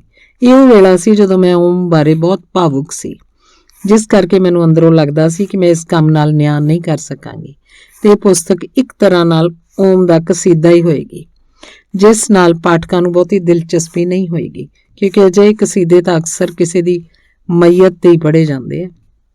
ਇਸ ਤੋਂ ਇਲਾਵਾ ਦੂਜਾ ਕਾਰਨ ਇਹ ਸੀ ਕਿ ਮੈਨੂੰ ਅਧਿਕਾਰਕ ਅਥੋਰਾਈਜ਼ਡ ਜੀਵਨੀ ਸ਼ਬਦ ਤੋਂ ਬਹੁਤ ਚਿੜ ਹੈ। ਇਹਦਾ ਇੱਕ ਤਰ੍ਹਾਂ ਨਾਲ ਮਤਲਬ ਨਿਕਲਦਾ ਹੈ ਕਿ ਤੁਸੀਂ ਜਿਸ ਬਾਰੇ ਵੀ ਕਿਤਾਬ ਲਿਖ ਰਹੇ ਹੋ ਉਹ ਉਹਦੇ ਨਜ਼ਰੀਏ ਮੁਤਾਬਕ ਲਿਖ ਰਹੇ ਹੋ ਤੇ ਇੱਕ ਤਰ੍ਹਾਂ ਨਾਲ ਤੁਸੀਂ ਉਸ ਪੁਸਤਕ ਦੇ ਅਸਲ ਲੇਖਕ ਤਾਂ ਰਹੇ ਹੀ ਨਾ, ਕਿਉਂਕਿ ਤੁਸੀਂ ਦੂਜੇ ਵਿਅਕਤੀ ਦੀ ਸੋਚ ਅਨੁਸਾਰ ਲਿਖ ਰਹੇ ਹੋ। ਜ਼ਿੰਦਗੀ ਤੇ ਰਿਸ਼ਤਿਆਂ ਵਿੱਚ ਕੁਝ ਵੀ ਇੱਕ ਤਰਫਾ ਨਹੀਂ ਹੁੰਦਾ। ਇਸ ਤੋਂ ਇਲਾਵਾ ਓਮ ਨੂੰ ਆਪਣੇ ਬਾਰੇ ਜਿਹੜੀ ਗੱਲ ਨਹੀਂ ਪਾਉਂਦੀ ਉਹਨੂੰ ਕੋਈ ਬਹੁਤੀ ਸਹਿਜਤਾ ਨਾਲ ਨਹੀਂ ਲੈਂਦਾ। ਓਮ ਭਾਵੇਂ ਜ਼ਿੰਦਗੀ 'ਚ ਇਮਾਨਦਾਰ ਪਹੁੰਚ ਅਪਣਾਉਣ ਦਾ ਕਾਇਲ ਹੈ, ਪਰ ਇਹ ਮਰਜ਼ੀ ਉਹਦੀ ਹੁੰਦੀ ਹੈ ਕਿ ਉਹਨੇ ਕਦੋਂ ਇਮਾਨਦਾਰ ਪਹੁੰਚ ਅਪਣਾਉਣੀ ਹੈ। ਅਖੀਰ ਮੈਂ ਸੋਚ ਕੇ ਉਸ ਬਾਰੇ ਕਿਤਾਬ ਲਿਖਣ ਦਾ ਖਿਆਲ ਅੱਗੇ ਪਾ ਦਿੱਤਾ ਕਿ ਜਦੋਂ ਤੱਕ ਮੈਂ ਉਹਨੂੰ ਹੋਰ ਬਿਹਤਰ ਰੂਪ 'ਚ ਨਹੀਂ ਜਾਣ ਲੈਂਦੀ, ਉਹਦੇ ਜੀਵਨ ਦੀ ਕਹਾਣੀ ਨੂੰ ਬਿਹਤਰ ਰੂਪ 'ਚ ਪਾਠਕਾਂ ਅੱਗੇ ਪੇਸ਼ ਨਹੀਂ ਕਰ ਸਕਦੀ, ਉਦੋਂ ਤੱਕ ਮੈਂ ਇਸ ਕੰਮ ਨੂੰ ਹੱਥ ਨਹੀਂ ਪਾਵਾਂਗੀ। ਪਰ ਇਸ ਵਾਰ ਜਦੋਂ ਓਮ ਇਸ ਕਿਤਾਬ ਨੂੰ ਲੈ ਕੇ ਮੇਰੇ ਨਾਲ ਬੈਠਾ ਤੇ ਜ਼ਿੰਦਗੀ ਦੇ ਲੰਬੇ ਸਮੇਂ ਦੇ ਤਜਰਬੇ ਮੇਰੇ ਨਾਲ ਸਾਂਝੇ ਕੀਤੇ ਤਾਂ ਮੈਂ ਮਹਿਸੂਸ ਕੀਤਾ ਕਿ ਉਹਨੇ ਆਪਣੇ ਸੰਕੋਚ ਤੇ ਕਾਬੂ ਪਾ ਕੇ ਪੂਰੀ ਇਮਾਨਦਾਰੀ ਤੇ ਦਿਆਨਤਦਾਰੀ ਨਾਲ ਆਪਣੀ ਜ਼ਿੰਦਗੀ ਦੇ ਵੇਰਵੇ ਮੇਰੇ ਨਾਲ ਸਾਂਝੇ ਕੀਤੇ। ਉਸਨੇ ਇੰਨਾ ਬੇਬਾਕ ਹੋ ਕੇ ਮੇਰੇ ਨਾਲ ਸਭ ਕੁਝ ਸਾਂਝਾ ਕੀਤਾ ਕਿ ਕਈ ਥਾਈਂ ਮੈਨੂੰ ਓਮ ਨੂੰ ਪੁੱਛਣਾ ਪਿਆ ਕਿ ਕੀ ਉਹ ਵਾਕਈ ਇਹ ਵੇਰਵੇ ਪਾਠਕਾਂ ਨਾਲ ਸਾਂਝੇ ਕਰਨਾ ਚਾਹੁੰਦਾ ਹੈ। ਤਾਂ ਹਾਂ 'ਚ ਸਿਰ ਹਿਲਾਉਂਦੇ ਉਹਦਾ ਕਹਿਣਾ ਸੀ, ਮੈਂ ਪੂਰੀ ਇਮਾਨਦਾਰੀ ਨਾਲ ਸੱਚ ਸਭ ਦੇ ਸਾਹਮਣੇ ਲਿਆਉਣਾ ਚਾਹੁੰਦਾ। ਇਸ ਤੋਂ ਇਲਾਵਾ ਕਈ ਥਾਈਂ ਉਹਨੇ ਮੈਨੂੰ ਕੁਝ ਵੇਰਵਿਆਂ 'ਚ ਤਬਦੀਲੀਆਂ ਕਰਨ ਲਈ ਵੀ ਕਿਹਾ, ਕਿਉਂਕਿ ਉਹ ਕੁਝ ਲੋਕਾਂ ਤੇ ਖਾਸ ਕਰਕੇ ਆਪਣੇ ਜੀਵਨ 'ਚ ਆਈਆਂ ਔਰਤਾਂ ਬਾਰੇ ਕੁਝ ਵੀ ਅਜਿਹਾ ਨਹੀਂ ਲਿਖਣਾ ਚਾਹੁੰਦਾ ਸੀ ਜਿਸ ਨਾਲ ਕਿਸੇ ਨੂੰ ਕੋਈ ਠੇਸ ਪਹੁੰਚੇ। ਅਰਬੀ ਦੀ ਇੱਕ ਪੁਰਾਣੀ ਕਹਾਵਤ ਹੈ ਕਿ ਕੁਝ ਵੀ ਬੋਲਣ ਤੋਂ ਪਹਿਲਾਂ 3 ਵਾਰੀ ਸੋਚੋ। ਸਭ ਤੋਂ ਪਹਿਲਾਂ ਸੋਚੋ ਕਿ ਇਹ ਸੱਚ ਹੈ। ਬਹੁਤ ਕੁਝ ਫਾਲਤੂ ਇੱਥੇ ਹੀ ਰੁਕ ਜਾਂਦਾ ਹੈ। ਜੇ ਲੱਗਦਾ ਹੈ ਕਿ ਤੁਸੀਂ ਇਹ ਰੁਕਾਵਟ ਪਾਰ ਕਰ ਲਈ ਹੈ, ਫਿਰ ਸੋਚੋ ਇਸ ਨਾਲ ਕਿਸੇ ਨੂੰ ਠੇਸ ਤਾਂ ਨਹੀਂ ਪਹੁੰਚੇਗੀ। ਜੇਕਰ ਇਹ ਰੁਕਾਵਟ ਵੀ ਤੁਸੀਂ ਪਾਰ ਕਰ ਲਈ ਹੈ ਤੇ ਅਖੀਰ 'ਚ ਸੋਚੋ ਕਿ ਇਹ ਵਾਕਈ ਜ਼ਰੂਰੀ ਹੈ। ਮੈਂ ਇਹ ਪੁਸਤਕ ਲਿਖਣ ਵੇਲੇ ਇਸ ਕਹਾਵਤ ਤੇ ਖਰਾ ਉਤਰਨ ਦੀ ਕੋਸ਼ਿਸ਼ ਕੀਤੀ ਹੈ। ਜਦੋਂ ਸਾਡੀਆਂ ਮੁਲਾਕਾਤਾਂ ਦੇ ਸਿਲਸਿਲੇ ਸ਼ੁਰੂ ਹੋਏ ਤਾਂ ਉਹ ਮੈਨੂੰ ਬੰਗਾਲੀ ਪੁੱਠ ਅਨੁਸਾਰ ਨੋਂਦਿਤਾ ਹੀ ਬੁਲਾਉਂਦਾ ਸੀ। ਇੱਥੋਂ ਤੱਕ ਕਿ ਮੇਰਾ ਨਾਂ ਲਿਖਣ ਵੇਲੇ ਵੀ ਨੋਂਦਿਤਾ ਹੀ ਲਿਖਦਾ ਸੀ। ਪਰ ਵਿਆਹ ਦੇ ਕਈ ਸਾਲਾਂ ਮਗਰੋਂ ਮੇਰੇ ਨਾਂ ਤੇ ਪੰਜਾਬੀ ਦੀ ਪੁੱਠ ਚੜ੍ਹ ਗਈ ਤੇ ਮੈਨੂੰ ਪਤਾ ਹੀ ਨਹੀਂ ਲੱਗਾ ਕਿ ਮੈਂ ਕਦੋਂ ਨੋਂਦਿਤਾ ਤੋਂ ਨੰਦਿਤਾ ਬਣ ਗਈ। ਸ਼ੁਰੂ 'ਚ ਓਮ ਜਦੋਂ ਪੰਜਾਬੀ 'ਚ ਗਾਲਾਂ ਕੱਢਦਾ ਤਾਂ ਮੈਨੂੰ ਬਹੁਤ ਅਜੀਬ ਲੱਗਦਾ। ਮੈਨੂੰ ਇਹਦੀ ਆਦਤ ਪਾਉਣ ਲਈ ਉਹ ਅਚਾਨਕ ਮੈਨੂੰ ਜ਼ੋਰ ਦੀ ਆਵਾਜ਼ ਮਾਰਦਾ। ਜਦੋਂ ਮੈਂ ਉਹਦੇ ਕੋਲ ਜਾਂਦੀ ਤਾਂ ਉਹ ਆਪਣੇ ਚਿਹਰੇ ਤੇ ਸ਼ਰਾਰਤੀ ਮੁਸਕਰਾਹਟ ਲਿਆ ਕੇ ਕਹਿੰਦਾ, ਤੇਰੀ। ਇੱਕ ਰਾਤ ਜਦੋਂ ਅਸੀਂ ਬਹੁਤ ਥੱਕ ਕੇ ਬਿਸਤਰੇ ਤੇ ਲੇਟੀ ਸੀ ਕਿ ਉਹ ਇੱਕਦਮ ਉੱਠ ਕੇ ਬੋਲਿਆ, ਓ ਸ਼ਿਟ। ਮੈਂ ਘਬਰਾ ਕੇ ਪੁੱਛਿਆ, ਕੀ ਹੋਇਆ? ਉਹਦਾ ਜਵਾਬ ਸੀ, ਤੇਰੀ। ਬਹੁਤ ਵਾਰੀ ਉਹ ਮੇਰੇ ਨਾਲ ਅਜਿਹਾ ਕਰਦਾ ਸੀ, ਪਰ ਹੁਣ ਮੈਨੂੰ ਉਹਦੀਆਂ ਇਹਨਾਂ ਬਦਮਾਸ਼ੀਆਂ ਦਾ ਪਤਾ ਲੱਗ ਜਾਂਦਾ ਹੈ। ਕਈ ਵਾਰ ਉਹ ਮੈਨੂੰ ਆਪਣੀ ਕਿਸੇ ਭੂਮਿਕਾ ਲਈ ਰਿਹਰਸਲ ਕਰਨ ਵੇਲੇ ਵੀ ਹੈਰਾਨ ਪਰੇਸ਼ਾਨ ਕਰ ਦਿੰਦਾ। ਇੱਕ ਦਿਨ ਅਚਾਨਕ ਉਹਨੇ ਪੁੱਛਿਆ, ਤੇਰੇ ਕੋਲ ਕੁਝ ਪੈਸੇ ਆ? ਕਿਹੜੇ ਪੈਸੇ? ਜਵਾਬ ਦੇਣ ਵੇਲੇ ਜਦੋਂ ਮੈਂ ਉਹਦੇ ਚਿਹਰੇ ਵੱਲ ਵੇਖਿਆ ਉਦੋਂ ਮੈਨੂੰ ਅਹਿਸਾਸ ਹੋਇਆ ਕਿ ਉਹ ਆਪਣੀ ਕਿਸੇ ਭੂਮਿਕਾ ਲਈ ਰਿਹਰਸਲ ਕਰ ਰਿਹਾ। ਉਹਦੀ ਅਦਾਕਾਰੀ ਦੀ ਇਹ ਖੂਬੀ ਹੈ ਕਿ ਤੁਹਾਨੂੰ ਇਹ ਅਹਿਸਾਸ ਹੀ ਨਹੀਂ ਹੁੰਦਾ ਕਿ ਉਹ ਅਦਾਕਾਰੀ ਕਰ ਰਿਹਾ। ਜਦੋਂ ਕੋਈ ਭੂਮਿਕਾ ਨਿਭਾਉਂਦਾ ਹੈ ਤਾਂ ਤੁਹਾਨੂੰ ਲੱਗਦਾ ਹੈ ਕਿ ਉਹ ਕਿਰਦਾਰ ਜਿਉਂਦਾ ਜਾਗਦਾ ਤੁਹਾਡੇ ਸਾਹਮਣੇ ਖੜੋਤਾ ਹੈ। ਸਿਨੇਮੇ ਦੇ ਪਰਦੇ ਤੇ ਦੁਖੀ ਕਿਰਦਾਰ ਨਿਭਾਉਣ ਦੇ ਮਾਹਿਰ ਓਮ ਦਾ ਅਸਲ ਜੀਵਨ ਵਿੱਚ ਵੀ ਵਿਹਾਰ ਉਦਾਂ ਦਾ ਹੀ ਹੈ। ਆਪਣੇ ਸਾਰੇ ਅਸਫਲ ਰਿਸ਼ਤਿਆਂ 'ਚੋਂ ਖੁਦ ਨੂੰ ਹੀ ਦੋਸ਼ੀ ਮੰਨਦਾ ਹੈ, ਨਾ ਕਿ ਦੂਜੇ ਬੰਦੇ ਨੂੰ। ਤੇ ਇਸ ਅਦਾਕਾਰ ਦਾ ਕਮਾਲ ਦੇਖੋ ਕਿ ਉਹ ਇਸ ਗੱਲ ਦਾ ਯਕੀਨ ਵੀ ਦਿਵਾ ਲੈਂਦਾ ਹੈ। ਇੱਕ ਬਹੁਤ ਵਧੀਆ ਅਦਾਕਾਰ ਨਾਲ ਵਿਆਹੀ ਹੋਣ ਦਾ ਇਹ ਖਾਮਿਆਜ਼ਾ ਤਾਂ ਭੁਗਤਣਾ ਹੀ ਪੈਂਦਾ। ਜਿੱਥੇ ਉਹ ਨਿੱਜੀ ਜੀਵਨ 'ਚ ਕਮਾਲ ਦੀ ਪੇਸ਼ਕਾਰੀ ਦਿੰਦਾ, ਉੱਥੇ ਉਹਨੂੰ ਇਹ ਵੀ ਮਨਵਾਉਣਾ ਆਉਂਦਾ ਹੈ ਕਿ ਜੋ ਉਹ ਕਹਿੰਦਾ ਉਹ ਵੀ ਸਹੀ ਹੈ। ਓਮ ਨੂੰ ਬਹੁਤੀਆਂ ਚੀਜ਼ਾਂ ਇਕੱਠੀਆਂ ਕਰਨ ਦਾ ਸ਼ੌਕ ਨਹੀਂ। ਉਹਦਾ ਬੁਨਿਆਦੀ ਚੀਜ਼ਾਂ ਨਾਲ ਹੀ ਕੰਮ ਸਰ ਜਾਂਦਾ ਹੈ। ਇਸ ਤੋਂ ਇਲਾਵਾ ਉਹਨੂੰ ਬਹੁਤੀਆਂ ਫਿਲਮਾਂ ਦੇਖਣ ਦਾ ਵੀ ਸ਼ੌਕ ਨਹੀਂ।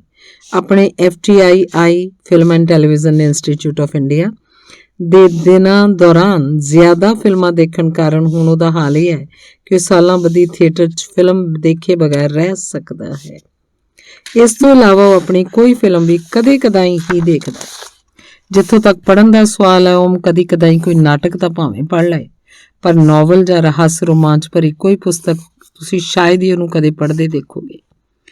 Irving ਵਾਲਿਸ the lust for life ਉਹਨੂੰ ਬਹੁਤ ਪਸੰਦ ਹੈ। ਆਪਣੇ ਆਪਰੇਸ਼ਨ ਵੇਲੇ ਉਹਨੇ ਸਵੈ ਮਦਦ ਬਾਰੇ ਬਹੁਤ ਸਾਰੀਆਂ ਕਿਤਾਬਾਂ ਪੜ੍ਹੀਆਂ। ਜਦੋਂ ਮੈਂ ਉਹਨੂੰ ਏਕਨਾਥ ਈਸ਼ਵਰਨ ਦੀ ਪੁਸਤਕ ਟੇਕ ਯੋਰ ਟਾਈਮ ਭੇਟ ਕੀਤੀ ਤਾਂ ਉਹਨੂੰ ਇਹ ਬਹੁਤ ਪਸੰਦ ਆਈ। ਉਹਨੇ ਪੁਸਤਕ ਖਰੀਦ ਕੇ ਆਪਣੇ ਮਿੱਤਰਾਂ ਨੂੰ ਤੋਹਫੇ ਵਜੋਂ ਵੀ ਦਿੱਤੀ। ਇਸ ਤੋਂ ਮਗਰੋਂ ਉਹਨੇ ਮੈਨੂੰ ਈਸ਼ਵਰਨ ਦੀਆਂ ਕਲਾਈਮਿੰਗ ਦ ਬਲੂ ਮਾਊਂਟੇਨ, ਸਟਰੈਂਥ ਇਨ ਦ ਸਟਾਰਮ ਤੇ ਹੋਰ ਪੁਸਤਕਾਂ ਪੜ੍ਹਾਈਆਂ। ਸ਼ਾਇਦ ਸਾਧ ਮੁਰਾਦੇ ਓਮ ਦੇ ਮਨ ਨੂੰ ਈਸ਼ਵਰਨ ਦਾ ਸਿੱਧਾ ਸਾਦਾ ਫਲਸਫਾ ਭਾ ਗਿਆ। ਓਮ ਬਹੁਤੀਆਂ ਧਾਰਮਿਕ ਰਹੁ ਰੀਤਾਂ 'ਚ ਯਕੀਨ ਨਹੀਂ ਰੱਖਦਾ। ਸ਼ਾਇਦ ਇਸੇ ਕਰਕੇ ਰੂਹਾਨੀ ਲਿਖਤਾਂ ਪੜ੍ਹ ਕੇ ਉਹਨੂੰ ਸਕੂਨ ਮਿਲਦਾ ਹੈ।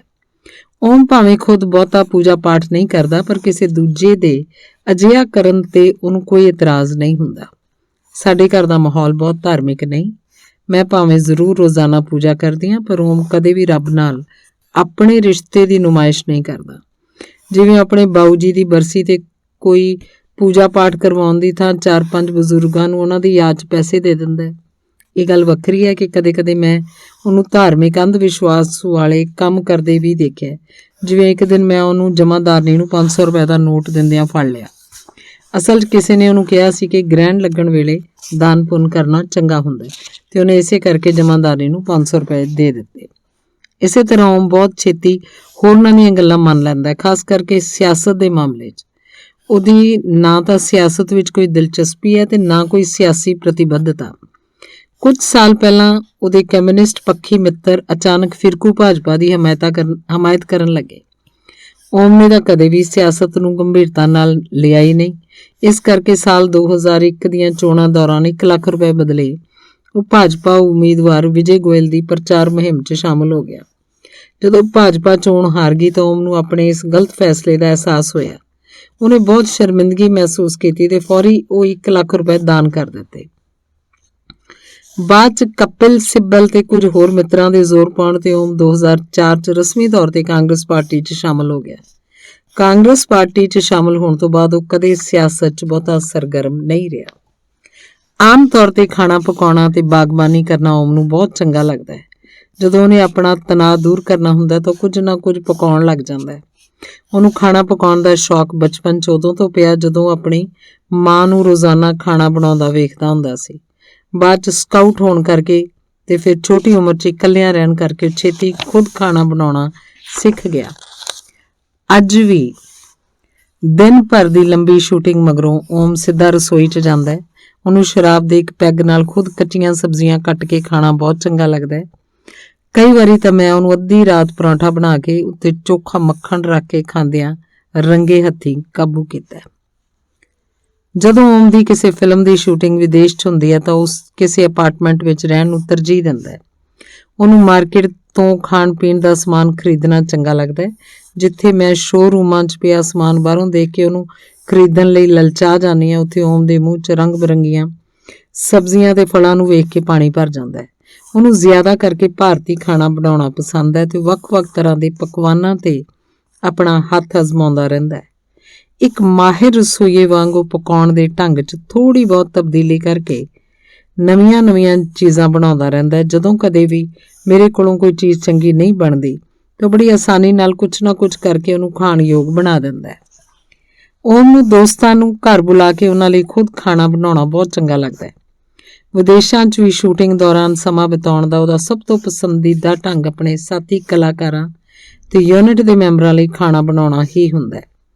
ਓਮ ਨੂੰ ਭਾਵੇਂ ਥਾਈ ਤੇ ਮੈਕਸੀਕਨ ਖਾਣਾ ਬਹੁਤ ਪਸੰਦ ਹੈ, ਪਰ ਉਹ ਪੁਲਾਵ, ਰਾਇਤਾ, ਪਰਾਂਠਾ, ਆਲੂ ਪਾਲਕ ਦੀ ਸਬਜ਼ੀ ਬਹੁਤ ਵਧੀਆ ਬਣਾਉਂਦਾ ਹੈ।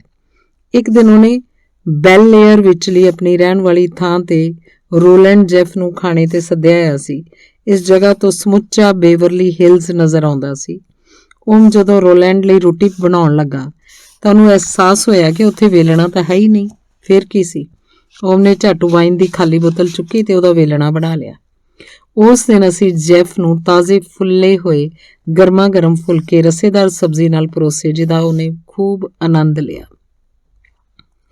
ਹਰ ਸਵੇਰੇ ਸੂਰਜ ਚੜ੍ਹਦੇ ਓਮ ਆਪਣਾ ਬਿਸਤਰਾ ਛੱਡ ਦਿੰਦਾ ਹੈ। ਸਵੇਰੇ 5 ਵਜੇ ਉੱਠ ਕੇ ਉਹ ਘਰ ਦੇ ਸਾਹਮਣੇ ਪੈਂਦੇ ਨਾਨਾ ਨਾਨੀ ਪਾਰਕ 'ਚ ਸੈਰ ਕਰਨ ਜਾਂਦਾ ਹੈ। ਉਹ ਤੋਂ ਬਾਅਦ 2 ਕੱਪ ਚਾਹ ਪੀਣ ਮਗਰੋਂ ਸ਼ੇਵ ਕਰਨਾ, ਨਹਾਉਣਾ, ਸ਼ੂਟਿੰਗ ਤੇ ਜਾਣ ਲਈ ਤਿਆਰ ਹੋਣਾ ਉਹਦੇ ਰੋਜ਼ਾਨਾ ਕੰਮਾਂ 'ਚ ਸ਼ੁਮਾਰ ਹੈ। ਆਮ ਤੌਰ ਤੇ ਓਮ ਸਵੇਰੇ ਹਲਕਾ ਨਾਸ਼ਤਾ ਲੈਂਦਾ, ਜਿਸ 'ਚ ਫਲ ਜਾਂ 2 ਉਬਲੇ ਹੋਏ ਅੰਡੇ ਹੁੰਦੇ ਆ। ਜੇਕਰ ਉਹ ਸ਼ਾਮ 6 ਵਜੇ ਤੱਕ ਘਰ ਪਹੁੰਚ ਜਾਏ ਤਾਂ ਨਜ਼ਦੀਕ ਪੈਂਦੇ ਇੱਕ ਕਲੱਬ 'ਚ ਤੈਰਨ ਚਲਾ ਜਾਂਦਾ ਹੈ। ਘਰ ਪਰਤ ਕੇ ਓਮ 1-2 ਪੈਗ ਪੀਂਦਾ ਹੈ, ਇਸ਼ਾਨ ਨਾਲ ਖੇਡਦਾ ਹੈ। ਇਹ ਤੋਂ ਬਾਅਦ ਛੇਤੀ ਰਾਤ ਦਾ ਖਾਣਾ ਖਾ ਕੇ ਈਸ਼ਵਰਨ ਦੀ ਕਿਤਾਬ ਦੇ 1 ਜਾਂ 2 ਪੰਨੇ ਪੜ੍ਹਦੇ 10 ਵਜੇ ਤੱਕ ਸੌਂ ਜਾਂਦਾ ਹੈ। ਓਮ ਬਹੁਤ ਘੱਟ ਟੀਵੀ ਦੇਖਦਾ ਹੈ ਤੇ ਖਬਰ ਚੈਨਲਾਂ ਤੋਂ ਕੇਵਲ ਮੁੱਖ ਖਬਰਾਂ ਹੀ ਸੁਣਦਾ ਹੈ। ਮੇਰੇ ਤੇ ਇਸ਼ਾਨ ਲਈ ਓਮ ਨਾਲ ਬਿਤਾਉਣ ਲਈ ਸਭ ਤੋਂ ਵਧੀਆ ਵੇਲਾ ਉਹ ਹੁੰਦਾ ਜਦੋਂ ਰੋਜ਼ਾਨਾ ਦੇ 2 ਪੈਗ ਲਗਾਉਂਦਾ ਹੈ। ਉਸ ਵੇਲੇ ਮੈਂ ਤੇ ਓਮ ਸਿਆਸਤ, ਸਾਹਿਤ, ਸੰਗੀਤ, ਫਿਲਮਾਂ ਤੋਂ ਲੈ ਕੇ ਹੋਰ ਜਿਸ ਪਾਸੇ ਵੀ ਸਾਡੀਆਂ ਗੱਲਾਂ ਦਾ ਰੁੱਖ ਮੁੜ ਜਾਏ ਉਸ ਬਾਰੇ ਗੱਲਾਂ ਕਰਦੇ ਹਾਂ। ਜਦੋਂ ਮੈਂ ਕੋਈ ਗੱਲ ਕਰਦੀ ਹਾਂ ਤਾਂ ਓਮ ਬਹੁਤ ਗੌਰ ਨਾਲ ਮੇਰੀ ਗੱਲ ਸੁਣਦਾ ਹੈ। ਮੈਂ ਵਿਗਿਆਨਕ ਸਿਧਾਂਤਾਂ ਤੋਂ ਲੈ ਕੇ ਬੀਥੋਵਨ ਤੱਕ ਵੱਖ-ਵੱਖ ਵਿਸ਼ਿਆਂ ਬਾਰੇ ਗੱਲ ਕਰ ਲੈਂਦੀ ਹਾਂ। ਆਪਣੇ ਕਈ ਵਰ੍ਹਿਆਂ ਦੇ ਸਾਥ ਮਗਰੋਂ ਮੈਂ ਓਮ ਬਾਰੇ ਇਹ ਗੱਲ ਮਹਿਸੂਸ ਕੀਤੀ ਹੈ ਕਿ ਉਹ ਹਰ ਗੱਲ ਬਹੁਤ ਛੇਤੀ ਗ੍ਰਹਿਣ ਕਰ ਲੈਂਦਾ ਹੈ। ਓਮ ਜਿਸ ਵਿਸ਼ੇ ਬਾਰੇ ਗੱਲ ਕਰਦਾ ਉਸ ਬਾਰੇ ਉਸਨੂੰ ਬਹੁਤ ਡੂੰਘਾਈ ਨਾਲ ਜਾਣਕਾਰੀ ਹੁੰਦੀ ਹੈ। ਇੱਕ ਵਾਰੀ ਓਮ ਨੇ ਖੁਦ ਕਿਹਾ ਸੀ ਕਿ ਉਹਨੂੰ ਜਿੱਥੇ ਕਿਸੇ ਚੀਜ਼ ਬਾਰੇ ਬਹੁਤ ਡੂੰਘਾਈ ਨਾਲ ਉੱਥੇ ਮੈਂ ਸਭ ਕਾਸੇ ਬਾਰੇ ਕਾਫੀ ਜ਼ਿਆਦਾ ਪੜ੍ਹਿਆ ਹੋਇਆ ਹੈ। ਭਾਰਤੀ ਸਿਨੇਮਾ ਬਾਰੇ ਕਾਇਮ ਮੇਰੇ ਕੁਝ ਵਿਚਾਰਾਂ ਤੇ ਧਾਰਨਾਵਾਂ ਪਿੱਛੇ ਓਮ ਦਾ ਅਸਰ ਹੁੰਦਾ ਹੈ। ਕਈ ਵਾਰ ਜਦੋਂ ਮੇਰਾ ਕਾਲਮ ਪੜ੍ਹਦਾ ਹੈ ਤਾਂ ਉਹਦਾ ਪ੍ਰਤੀਕਰਮ ਹੁੰਦਾ ਹੈ ਕਿ ਇਹ ਤਾਂ ਤੂੰ ਬਿਲਕੁਲ ਮੇਰੇ ਖਿਆਲਾਂ ਦਾ ਹੀ ਪ੍ਰਗਟਾਵਾ ਕੀਤਾ ਹੈ। ਰਾਤ ਦੇ ਖਾਣੇ ਤੋਂ ਪਹਿਲਾਂ ਤੇ ਬਾਅਦ ਵਿੱਚ ਓਮ ਨਾਲ ਕੀਤੀਆਂ ਗੱਲਾਂ ਨਾਲ ਮੇਰੀ ਕਾਲਮ ਤੇ ਮੇਰੀ ਲਿਖਤ ਵਿੱਚ ਕਾਫੀ ਪਕਿਆਈ ਆਈ ਹੈ, ਜਿਸ ਲਈ ਮੈਂ ਉਹਦੀ ਸ਼ੁਕਰਗੁਜ਼ਾਰ ਹਾਂ। ਓਮ ਨੇ ਜਿਸ ਦਿਨ ਸ਼ੂਟਿੰਗ ਤੇ ਨਹੀਂ ਜਾਣਾ ਹੁੰਦਾ ਉਸ ਦਿਨ ਵੀ ਉਹ ਤੜਕੇ ਉੱਠ ਕੇ ਸੈਰ ਕਰਨ ਜ਼ਰੂਰ ਜਾਂਦਾ ਹੈ, ਪਰ ਇਸ ਤੋਂ ਅਗਲਾ ਰੋਜ਼ਾਨਾ ਦਾ ਸਾਰਾ ਪ੍ਰੋਗਰਾਮ ਛੱਡ ਦਿੰਦਾ ਹੈ। ਉਹ ਤੋਂ ਮਗਰੋਂ ਅਕਸਰ ਨੇੜਲੇ ਉਡੀਪੀ ਜਾਂ ਸਵਦੇਸ਼ ਰੈਸਟੋਰੈਂਟ 'ਚ ਸਾਦਾ ਡੋਸਾ ਖਾਣ ਨੂੰ ਤਰਜੀਹ ਦਿੰਦਾ ਹੈ। ਰੋਜ਼ਾਨਾ ਆਉਣ ਵਾਲੇ ਮਿੱਤਰ ਮੰਡਲੀ ਨਾਲ ਗੱਪਾਂ ਮਾਰਦਾ ਹੈ। ਘਰ ਰਹਿਣ ਦੀ ਸੂਰਤ 'ਚੋਂ ਜਾਂ ਤਾਂ ਗਮਲਿਆਂ ਦੁਆਲੇ ਹੋਇਆ ਰਹਿੰਦਾ ਤੇ ਜਾਂ ਫਿਰ ਰਸੋਈ ਤੇ ਧਾਵਾ ਬੋਲ ਦਿੰਦਾ ਹੈ। ਜੇਕਰ ਇਹਨਾਂ ਦੋਹਾਂ 'ਚੋਂ ਕੋਈ ਕੰਮ ਨਾ ਕਰੇ ਤਾਂ ਫਿਰ ਮੇਰਾ ਸਿਰ ਖਾਂਦਾ ਹੈ। ਛੁੱਟੀ ਵਾਲੇ ਦਿਨ ਉਹ ਇਸ਼ਾਨ ਤੇ ਮੈਨੂੰ ਵੀ ਤੀਰ ਵਾਂਗ ਸਿੱਧੇ ਕਰਨਾ ਨਹੀਂ ਭੁੱਲਦਾ, ਤਾਂ ਜੋ ਕਿਤੇ ਸਾਨੂੰ ਇਹ ਨਾ ਭੁੱਲ ਜਾਏ ਕਿ ਇਸ ਘਰ 'ਚ ਕਿਸ ਦੀ ਹਕੂਮਤ ਚੱਲਦੀ ਹੈ। ਫਿਰ ਆਰਾਮ ਨਾਲ ਦੁਪਹਿਰ ਦਾ ਖਾਣਾ ਖਾਣ ਮਗਰੋਂ ਨੀਂਦ ਦੀ ਇੱਕ ਝੁੱਟੀ ਲਾਉਂਦਾ ਹੈ। ਸ਼ਾਮ ਵੇਲੇ ਉਹ ਨੇੜਲੇ ਸਵਿਮਿੰਗ ਪੂਲ 'ਚ ਤੈਰਨ ਚਲਿਆ ਜਾਂਦਾ ਹੈ। ਆਪਣੇ ਅੰਦਰਲੇ ਰਸੋਈ ਦੀ ਪ੍ਰਤਿਭਾ ਤੋਂ ਹੋਰਾਂ ਨੂੰ ਕਾਇਲ ਕਰਨ ਲਈ ਛੁੱਟੀ ਵਾਲੇ ਦਿਨ ਰਾਤ ਦੇ ਖਾਣੇ ਤੇ ਓਮ ਜਾਂ ਤਾਂ ਆਪਣੇ 1-2 ਮਿੱਤਰਾਂ ਨੂੰ ਘਰ ਸੱਦ ਲੈਂਦਾ ਜਾਂ ਫਿਰ ਪਾਵਾ ਪਰਿਵਾਰ ਦੇ ਘਰ ਖਾਣਾ ਖਾਣ ਚਲਾ ਜਾਂਦਾ ਹੈ।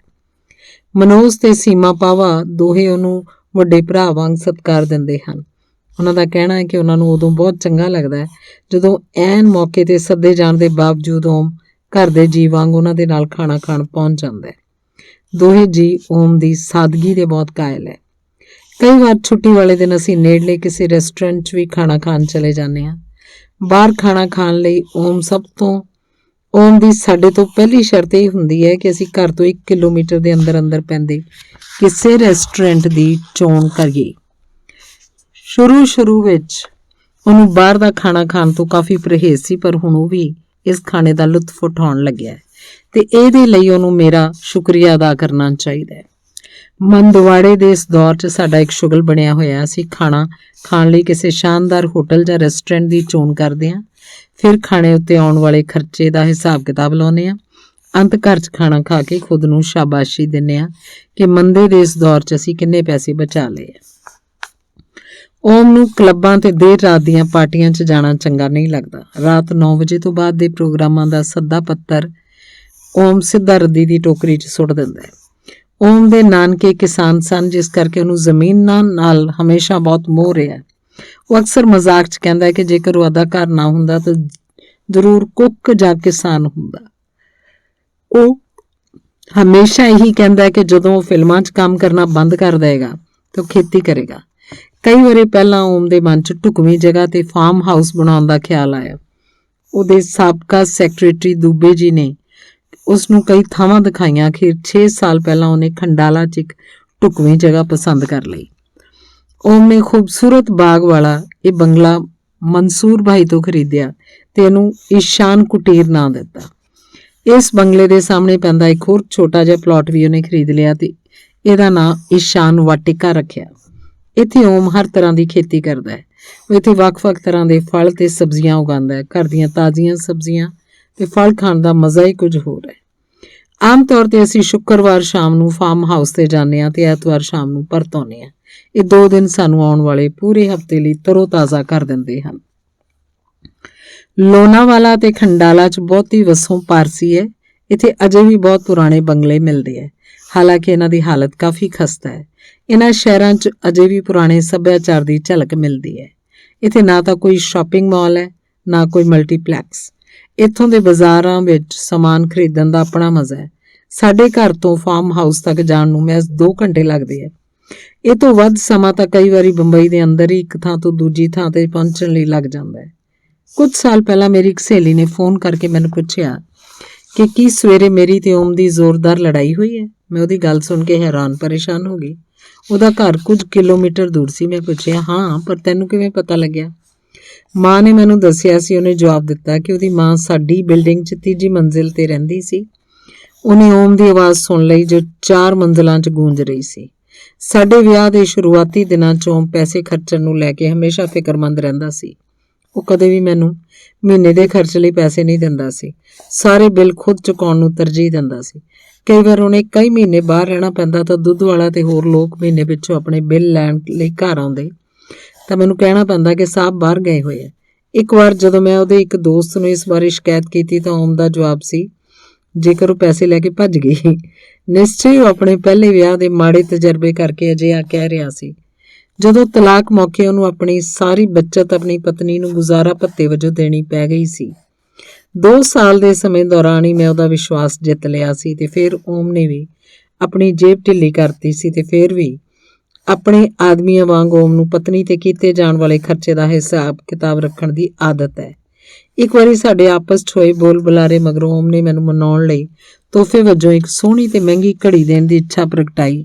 ਮੈਂ ਉਹਨੂੰ ਕਿਹਾ ਕਿ ਉਹਨੂੰ ਮੇਰੇ ਲਈ ਇੰਨਾ ਮਹਿੰਗਾ ਤੋਹਫਾ ਖਰੀਦਣ ਦੀ ਕੋਈ ਲੋੜ ਨਹੀਂ, ਪਰ ਓਮ ਦਾ ਕਹਿਣਾ ਸੀ, ਨਹੀਂ, ਮੈਨੂੰ ਲੱਗਦਾ ਹੈ ਕਿ ਇਹ ਘੜੀ ਬਣੀ ਸਿਰਫ ਮੇਰੀ ਪਤਨੀ ਲਈ ਹੈ।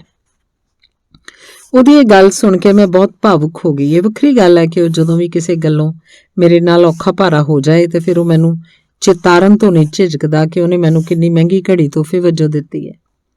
ਓਮ ਨੂੰ ਕੁਝ ਗੱਲਾਂ ਹੀ ਯਾਦ ਰਹਿੰਦੀਆਂ ਹਨ, ਪਰ ਉਹਨੂੰ ਖਰਚ ਕੀਤੇ ਪੈਸੇ ਕਦੇ ਨਹੀਂ ਭੁੱਲਦੇ। ਇੱਕ ਵਾਰ ਅਸੀਂ ਕਲਕੱਤਾ ਦੇ ਪਾਰਕ ਹੋਟਲ 'ਚ 2 ਸਾਲ ਬਾਅਦ ਉਸ ਕਮਰੇ 'ਚ ਗਏ ਜਿੱਥੇ ਅਸੀਂ ਪਹਿਲੀ ਵਾਰ ਮਿਲੇ ਸੀ। ਜਦੋਂ ਮੈਂ ਉਹਨੂੰ ਪੁੱਛਿਆ ਕਿ ਕੀ ਉਹਨੂੰ ਯਾਦ ਹੈ ਕਿ ਉਹੀ ਕਮਰਾ ਹੈ ਜਿੱਥੇ ਅਸੀਂ ਦੋਵੇਂ ਪਹਿਲੀ ਵਾਰ ਮਿਲੇ ਸੀ, ਤਾਂ ਉਹਨੇ ਨਾਂ 'ਚ ਆਪਣਾ ਸਿਰ ਹਿਲਾ ਦਿੱਤਾ, ਪਰ ਉਹਨੂੰ ਆਪਣੇ ਵੱਲੋਂ ਉਸ ਮੌਕੇ ਅਦਾ ਕੀਤਾ ਗਿਆ ਟੈਲੀਫੋਨ ਦਾ ਬਿੱਲ ਜ਼ਰੂਰ ਯਾਦ ਸੀ। ਓਮ ਸੁਭਾਅ ਪੱਖੋਂ ਬਹੁਤ ਸਾਦਾ ਹੈ। ਬ੍ਰਾਂਡ ਵਿੱਚ ਉਹਦਾ ਕੋਈ ਯਕੀਨ ਨਹੀਂ। ਨਸੀਰ ਵੱਲੋਂ ਹਾਲ 'ਚ ਉਹਦੇ ਜਨਮ ਦਿਨ ਮੌਕੇ ਦਿੱਤੀ ਗਈ ਅਰਮਾਨੀ ਦੀ ਘੜੀ ਨੂੰ ਛੱਡ ਕੇ ਅੱਜ ਵੀ ਉਹਦੀ ਪਸੰਦੀਦਾ ਘੜੀ ਟਾਈਟਨ ਹੀ ਹੈ। ਓਮ ਦਾ ਕਹਿਣਾ ਹੈ, ਮੈਂ ਭਾਵੇਂ ਮਰਸੀਡੀਜ਼ ਦਾ BMW ਖਰੀਦ ਸਕਦਾ, ਪਰ ਮੈਂ ਇਸ ਨਾਲੋਂ ਸਿਹਤ ਤੇ ਸਿੱਖਿਆ ਤੇ ਵੱਧ ਪੈਸੇ ਖਰਚਣ ਨੂੰ ਤਰਜੀਹ ਦਿੰਦਾ। ਇਸੇ ਤਰ੍ਹਾਂ ਓਮ ਦੀ ਇੱਛਾ ਹੁੰਦੀ ਹੈ ਕਿ ਉਹਦੇ ਜਨਮ ਦਿਨ ਤੇ ਕੋਈ ਵੀ ਹੋਰ ਮਹਿੰਗੀ ਚੀਜ਼ ਦੇਣ ਦੀ ਥਾਂ ਉਹਨੂੰ ਜੁਰਾਬਾਂ ਦਾ ਜੋੜਾ ਜਾਂ ਹੇਅਰ ਬ੍ਰਸ਼ ਦਿੱਤਾ ਜਾਏ ਤਾਂ ਜੋ ਉਹਦੀ ਵਰਤੋਂ ਚਾਹੇ। ਜਦੋਂ ਵੀ ਅਸੀਂ ਦੇਸ਼ ਵਿਦੇਸ਼ ਘੁੰਮਣ ਜਾਂਦੇ ਹਾਂ ਤਾਂ ਓਮ ਸਭ ਕਾਸੇ ਦਾ ਬਹੁਤ ਵਧੀਆ ਪ੍ਰਬੰਧ ਕਰਦਾ ਹੈ, ਪਰ ਹਰੇਕ ਸਫ਼ਰ ਮਗਰੋਂ ਅਖੀਰ 'ਚ ਸਾਰੇ ਖਰਚੇ ਦਾ ਹਿਸਾਬ ਕਰਕੇ ਮੈਨੂੰ ਇਹ ਜ਼ਰੂਰ ਜਤਾਉਂਦਾ ਹੈ, ਦੇਖੋ ਮੈਂ ਤੁਹਾਡੇ ਤੇ ਕਿੰਨੇ ਪੈਸੇ ਖਰਚ ਕਰਤੇ। ਸ਼ੁਰੂ 'ਚ ਮੈਂ ਉਹਦੀ ਇਸ ਗੱਲ ਤੋਂ ਪਰੇਸ਼ਾਨ ਹੋ ਜਾਂਦੀ ਸੀ, ਪਰ ਬਾਅਦ 'ਚ ਮੈਂ ਉਹਦੇ ਮੱਧ ਵਰਗੀ ਪਰਿਵਾਰ ਨਾਲ ਸੰਬੰਧਿਤ ਹੋਣ ਕਰਕੇ ਉਹਦੀ ਇਸ ਆਦਤ ਨੂੰ ਸਮਝ ਗਈ ਸੀ, ਜਿਹਨੂੰ ਹੁਣ ਬਦਲਿਆ ਨਹੀਂ ਸੀ ਜਾ ਸਕਦਾ। ਅਖੀਰ ਮੈਂ ਵੀ ਹੁਣ ਸਿਆਣੀ ਹੋ ਗਈ ਹਾਂ। ਇਸੇ ਤਰ੍ਹਾਂ ਇੱਕ ਦਿਨ ਉਹਦੇ ਇਸੇ ਫਿਕਰੇ ਤੇ ਖਿੱਚ ਕੇ ਮੈਂ ਉਹਨੂੰ ਮੋੜਵਾਂ ਜਵਾਬ ਦਿੱਤਾ, ਇਹ ਸਾਰੇ ਖਰਚੇ 3 ਹਿੱਸਿਆਂ 'ਚ ਵੰਡ ਲਓ। ਓਮ, ਤੂੰ ਮੇਰੇ ਤੇ ਸਿਰਫ ਇੱਕ ਹਿੱਸਾ ਖਰਚਿਆ, ਬਾਕੀ ਆਪਣੇ ਤੇ ਆਪਣੇ ਪੁੱਤਰ ਤੇ ਖਰਚਿਆ। ਮੇਰੀ ਗੱਲ ਸੁਣ ਕੇ ਮੁਸਕਰਾ ਪਿਆ। ਅਸਲ 'ਚ ਇਹੀ ਛੋਟੀਆਂ ਗੱਲਾਂ ਹੀ ਤਾਂ ਓਮ ਨੂੰ ਮਨੁੱਖ ਬਣਾਉਂਦੀਆਂ, ਜੋ ਬਹੁਤ ਪਿਆਰਾ ਲੱਗਦਾ ਹੈ। ਓਮ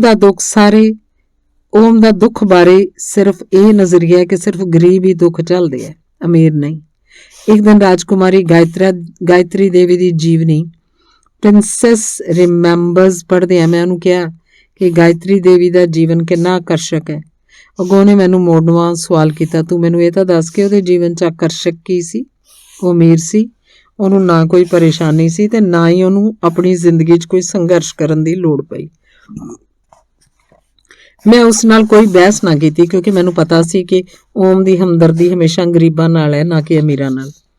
ਓਮ ਦੇ ਭਾਵੇਂ ਅੰਗਰੇਜ਼ੀ ਸਿਨੇਮਾ 'ਚ ਯੋਗਦਾਨ ਲਈ OBE ਪੁਰਸਕਾਰ ਹਾਸਲ ਕਰ ਲਿਆ ਸੀ, ਪਰ ਉਹਦੀ ਭਾਸ਼ਾ ਤੇ ਉਚਾਰਨ 'ਚ ਪੰਜਾਬੀ ਦੀ ਛਾਪ ਮਹਿਸੂਸ ਹੁੰਦੀ ਸੀ। ਕਈ ਸਾਲਾਂ ਤੱਕ ਸਾਡੇ ਸਾਰੇ ਯਤਨਾਂ ਦੇ ਬਾਵਜੂਦ ਉਹ ਅਕਤੂਬਰ ਨੂੰ ਅਕਤੂਬਰ ਹੀ ਕਹਿੰਦਾ ਰਿਹਾ। ਇੱਕ ਦਿਨ ਸਾਡੀ ਆਪਸੀ ਤਕਰਾਰ ਦੌਰਾਨ ਮੈਂ ਉਦੋਂ ਮੱਥਾ ਫੜ ਕੇ ਬੈਠ ਗਈ ਜਦੋਂ ਉਹਨੇ ਵਿੱਚੋਂ ਰੁਕ ਕੇ ਮੈਨੂੰ ਪੁੱਛਿਆ, ਜ਼ਿਲਚ ਦਾ ਮਤਲਬ ਕੀ ਹੈ? ਜ਼ੀਰੋ, ਮੈਂ ਜਵਾਬ ਦਿੱਤਾ। ਉਹਨੇ ਅਗਲੇ ਹੀ ਪਲ ਮੇਰੇ ਤੇ ਵਰਦਿਆਂ ਕਿਹਾ, ਤੂੰ ਜ਼ੀਰੋ ਨਹੀਂ ਬੋਲ ਸਕਦੀ ਸੀ? ਪਤਾ ਨਹੀਂ ਬਹਿਸ ਕਰਦਿਆਂ ਤੂੰ ਇੰਨੇ ਔਖੇ ਲਫ਼ਜ਼ ਕਿਉਂ ਬੋਲਦੀ ਹੈ। ਇਸ ਘਟਨਾ ਤੋਂ ਕਈ ਵਰ੍ਹਿਆਂ ਬਾਅਦ ਮੇਰੀ ਮੁਲਾਕਾਤ ਉੱਘੀ ਅਦਾਕਾਰ ਜ਼ੋਹਰਾ ਸਹਿਗਲ ਨਾਲ ਹੋਈ। ਉਹ ਤ੍ਰਿਨੀਦਾਦ ਵਿੱਚ ਓਮ ਦੇ ਨਾਲ ਦ ਮਿਸਟਿਕ ਮੈਸਿਅਰ ਵਿੱਚ ਕੰਮ ਕਰ ਰਹੀ ਸੀ। ਜਦੋਂ ਮੈਂ ਉਹਨੂੰ ਆਪਣਾ ਤਾਰਫ ਓਮਪੁਰੀ ਦੀ ਪਤਨੀ ਵਜੋਂ ਕਰਵਾਇਆ ਤਾਂ ਇੱਕਦਮ ਬੋਲੀ, ਜ਼ਿਲਚ ਵਾਲੀ। ਮੈਂ ਖੁਦ ਕਈ ਵਾਰ ਹਿੰਦੀ ਬੋਲਣ ਵੇਲੇ ਕਾਫੀ ਔਖਿਆਈ ਮਹਿਸੂਸ ਕਰਦੀ ਸੀ। ਓਮ ਕਰਕੇ ਹਿੰਦੀ ਹੁਣ ਮੇਰੇ ਲਈ ਇੰਨੀ ਔਖੀ ਨਹੀਂ ਸੀ ਰਹੀ। ਬੰਬਈ 'ਚ ਇੱਕ ਦਿਨ ਦੁਪਹਿਰ ਵੇਲੇ ਕੋਈ ਸਾਡੇ ਘਰ ਆਇਆ ਤੇ ਓਮ ਉਸ ਵੇਲੇ ਉਸ ਨਾਲ ਗੱਲ ਨਹੀਂ ਸੀ ਕਰਨਾ ਚਾਹੁੰਦਾ। ਉਹਨੇ ਮੈਨੂੰ ਕਿਹਾ ਕਿ ਮੈਂ ਆਉਣ ਵਾਲੇ ਵਿਅਕਤੀ ਨੂੰ ਕਹਿ ਦਿਆਂ ਕਿ ਉਹ ਸੌਂ ਰਿਹਾ। ਮੈਂ ਆਉਣ ਵਾਲੇ ਵਿਅਕਤੀ ਨੂੰ ਬੜੇ ਸਤਿਕਾਰ ਨਾਲ ਜਾ ਕੇ ਕਿਹਾ ਕਿ ਓਮ ਜੀ ਸੌਂ ਰਹੇ ਹੈ। ਓਮ ਜੀ ਸੋ ਰਹੀ ਹੈ। ਮੇਰਾ ਇਹ ਫਿਕਰਾ ਸੁਣ ਕੇ ਓਮ ਦਾ ਬਹੁਤ ਬੁਰੀ ਤਰ੍ਹਾਂ ਹਾਸਾ ਛੁੱਟ ਗਿਆ, ਪਰ ਉਹ ਹੱਸ ਨਹੀਂ ਸੀ ਸਕਦਾ ਕਿਉਂਕਿ ਉਹ ਤਾਂ ਆਏ ਮਹਿਮਾਨ ਲਈ ਸੌਂ ਰਿਹਾ ਸੀ। ਬਾਅਦ 'ਚ ਉਹਦੇ ਪ੍ਰਤੀਕਰਮ ਤੇ ਹੈਰਾਨ ਹੁੰਦਿਆਂ ਮੈਂ ਪੁੱਛਿਆ ਕਿ ਉਹ ਹੱਸ ਕਿਉਂ ਰਿਹਾ ਹੈ। ਉਹਨੇ ਕਿਹਾ, ਹਾਏ ਓਏ ਰੱਬਾ, ਤੂੰ ਤਾਂ ਮੇਰਾ ਲਿੰਗ ਹੀ ਬਦਲ ਦਿੱਤਾ। ਕੰਮ ਦੇ ਮਾਮਲੇ 'ਚ ਵੀ ਓਮ ਦੀਆਂ ਆਪਣੀਆਂ ਧਾਰਨਾਵਾਂ ਹਨ। ਹਾਲਾਂਕਿ ਉਹਨੇ ਵੱਖਰੇ ਕਿਸਮ ਦਾ ਜੀਵਨ ਵੀ ਦੇਖਿਆ ਹੈ, ਪਰ ਉਹਦੇ ਖਿਆਲਾਂ ਵਿੱਚ ਕੋਈ ਤਬਦੀਲੀ ਨਹੀਂ ਆਈ। ਜਦੋਂ ਸਾਡੀ ਕਿਸੇ ਗੱਲੋਂ ਤਕਰਾਰ ਹੋ ਜਾਏ ਤਾਂ ਮੇਰੇ ਤੇ ਇਹ ਪੱਕਾ ਤੀਰ ਚਲਾਉਂਦਾ, ਤੂੰ ਦੱਸ ਸਾਰਾ ਦਿਨ ਘਰ ਬੈਠੀ ਕੀ ਕਰਦੀ ਹੈ? ਕੱਖ ਵੀ ਨਹੀਂ, ਬਸ ਇੱਧਰ ਉੱਧਰ ਦੇ ਕੁਝ ਕਾਲਮ ਲਿਖਦੀ ਹੈ। ਅੱਗੋਂ ਮੇਰਾ ਜਵਾਬ ਹੁੰਦਾ, ਅੱਛਾ ਮੈਂ ਕੁਝ ਇੱਧਰ ਉੱਧਰ ਦੇ ਕਾਲਮ ਲਿਖਣ ਤੋਂ ਇਲਾਵਾ ਸਾਰਾ ਘਰ ਚਲਾਉਣੀ ਆ, ਬੱਚਾ ਸੰਭਾਲਦੀ ਆ, ਕੀ ਇੰਨਾ ਕਾਫੀ ਨਹੀਂ? ਉਹਦਾ ਜਵਾਬ ਹੁੰਦਾ, ਸਫਾਈ ਵਾਲੀ ਸਫਾਈ ਕਰਕੇ ਜਾਂਦੀ ਹੈ, ਖਾਣਾ ਬਣਾਉਣ ਲਈ ਘਰ 'ਚ ਨੌਕਰ ਮੌਜੂਦ ਹੈ, ਫਿਰ ਤੂੰ ਦੱਸ ਤੂੰ ਕੀ ਕਰਦੀ ਹੈ? ਮੈਂ ਉੱਚੀ ਆਵਾਜ਼ 'ਚ ਕਹਿੰਦੀ ਹਾਂ, ਮੈਂ ਸਫਾਈ ਵਾਲੀ ਨੂੰ ਦੱਸਦੀ ਹਾਂ ਕਿ ਕਿੱਥੋਂ ਸਫਾਈ ਕਰਨੀ ਹੈ, ਖਾਣਾ ਬਣਾਉਣ ਵਾਲੇ ਨੂੰ ਦੱਸਦੀ ਹਾਂ ਕੀ ਪਕਾਉਣਾ। ਓਮ ਦਾ ਖਿਆਲ ਹੈ ਕਿ ਮੈਨੂੰ ਸਫਾਈ ਕਰਨ ਤੇ ਖਾਣਾ ਬਣਾਉਣ ਦੇ ਕੰਮ ਖੁਦ ਕਰਨੇ ਚਾਹੀਦੇ ਆ, ਨਹੀਂ ਤਾਂ ਇਹਨਾਂ ਨੂੰ ਆਪਣੇ ਵੱਲੋਂ ਕੀਤੇ ਕੰਮਾਂ 'ਚ ਨਹੀਂ ਗਿਣਵਾਉਣਾ ਚਾਹੀਦਾ। ਇੱਕ ਵਾਰੀ ਅਲਪਨਾ ਚੌਧਰੀ ਨਾਂ ਦੀ ਪੱਤਰਕਾਰ ਸਾਡੀ ਇੰਟਰਵਿਊ ਲੈ ਰਹੀ ਸੀ ਤਾਂ ਉਹਨੇ ਮੈਨੂੰ ਸਵਾਲ ਕੀਤਾ ਕਿ ਓਮ ਸਖਤ ਕਿਸਮ ਦਾ ਪਤੀ ਹੈ। ਓਮ ਮੇਰੇ ਨਾਲ ਹੀ ਬੈਠਾ ਸੀ, ਇਸ ਲਈ ਮੈਂ ਓਮ ਵੱਲ ਦੇਖਦਿਆਂ ਬੜੀ ਕੂਟਨੀਤੀ ਨਾਲ ਕੋਈ ਜਵਾਬ ਦੇਣ ਦੀ ਕੋਸ਼ਿਸ਼ ਕਰ ਹੀ ਰਹੀ ਸੀ ਕਿ ਮੇਰੀ ਪਰੇਸ਼ਾਨੀ ਨੂੰ ਦੇਖਦਿਆਂ ਓਮ ਨੇ ਕਿਹਾ, ਇਹਨੂੰ ਪੁੱਛੇ ਸਵਾਲ ਦਾ ਜਵਾਬ ਮੈਂ ਹੀ ਦੇ ਦਿੰਦਾ। ਅਸਲ 'ਚ ਮੈਂ ਕਦੇ ਵੀ ਇਹਦੇ ਜੀਨਸ ਪਾਉਣ ਤੇ ਪਰਸ ਚੁੱਕ ਕੇ ਬਾਜ਼ਾਰ ਜਾਣ ਤੇ ਇਤਰਾਜ਼ ਨਹੀਂ ਕੀਤਾ। ਇੰਨਾ ਸੁਣ ਕੇ ਅਲਪਨਾ ਨੇ ਓਮ ਨੂੰ ਵਿਚਾਲੇ ਟੋਕਦਿਆਂ ਕਿਹਾ, ਤੁਹਾਡਾ ਖਿਆਲ ਹੈ ਕਿ ਔਰਤ ਦਾ ਅਕਸ ਸਿਰਫ ਪਰਸ ਚੁੱਕ ਕੇ ਬਾਜ਼ਾਰ ਜਾਣ ਤੇ ਕੁਝ ਸਬਜ਼ੀਆਂ ਖਰੀਦਣ ਤੱਕ ਹੀ ਸੀਮਤ ਹੈ? ਔਰਤ ਪ੍ਰਤੀ ਇਹ ਨਜ਼ਰੀਆ ਤੁਹਾਡੀ ਰੂੜੀਵਾਦੀ ਸੋਚ ਦਾ ਸਿੱਟਾ ਹੈ। ਅਲਪਨਾ ਵੱਲੋਂ ਫੜੇ ਜਾਣ ਤੇ ਓਮ ਨੇ ਪਰੇਸ਼ਾਨ ਹੋ ਕੇ ਮੇਰੇ ਵੱਲ ਦੇਖਿਆ ਤੇ ਟੇਪ ਦਾ ਸਵਿਚ ਬੰਦ ਕਰਕੇ ਅਲਪਨਾ ਨੂੰ ਕਿਹਾ, ਮੈਂ ਕੱਲ ਫਿਲਮਸਤਾਨ 'ਚ ਸ਼ੂਟਿੰਗ ਕਰ ਰਿਹਾ, ਬਾਕੀ ਇੰਟਰਵਿਊ ਤੁਸੀਂ ਉੱਥੇ ਹੀ ਲੈ ਲੈਣਾ। ਅਲਪਨਾ ਤੇ ਮੈਂ ਅੱਜ ਵੀ ਜਦੋਂ ਇਸ ਗੱਲ ਨੂੰ ਯਾਦ ਕਰਦੇ ਹਾਂ ਤਾਂ ਬਹੁਤ ਹੱਸਦੇ ਹਾਂ। ਸਾਡੇ ਘਰ ਕੰਮ ਕਰਦੀ ਇੱਕ ਬਾਈ ਰੋਜ਼ਾਨਾ ਸਵੇਰੇ 7 ਵਜੇ ਆ ਜਾਂਦੀ ਸੀ। ਮੈਂ ਰਾਤ ਨੂੰ ਦੇਰ ਤੱਕ ਜਾਗਣ ਦੀ ਆਦੀ ਹਾਂ, ਜਿਸ ਕਰਕੇ ਜਦੋਂ ਸਵੇਰੇ ਆਉਂਦੀ ਸੀ ਤਾਂ ਮੈਂ ਬਹੁਤ ਗੂੜੀ ਨੀਂਦ ਸੁੱਤੀ ਹੁੰਦੀ ਸੀ। ਇੱਕ ਦਿਨ ਉਹਨੇ ਸਵੇਰੇ ਸਵੇਰੇ ਆ ਕੇ ਸਾਡੇ ਘਰ ਦੀ ਘੰਟੀ ਵਜਾਈ। ਓਮ ਨੇ ਮੈਨੂੰ ਉਠਾਇਆ ਤੇ ਕਿਹਾ, ਘੰਟੀ ਵੱਜ ਰਹੀ ਹੈ, ਜਾ ਕੇ ਦਰਵਾਜ਼ਾ ਖੋਲ ਦੇ। ਮੈਂ ਸੁੱਤੋਂ ਨੀਂਦ ਦੀ ਹਾਲਤ 'ਚ ਦਰਵਾਜ਼ਾ ਖੋਲ੍ਹਿਆ ਤੇ ਫਿਰ ਆ ਕੇ ਬਿਸਤਰੇ 'ਤੇ ਸੌਂ ਗਈ। ਅਚਾਨਕ ਮੈਂ ਦੇਖਿਆ ਕਿ ਓਮ ਹੱਸ ਰਿਹਾ ਸੀ। ਮੈਂ ਖਿਝ ਕੇ ਕਿਹਾ, ਇਹਦੇ 'ਚ ਹੱਸਣ ਵਾਲੀ ਕੀ ਗੱਲ ਹੈ?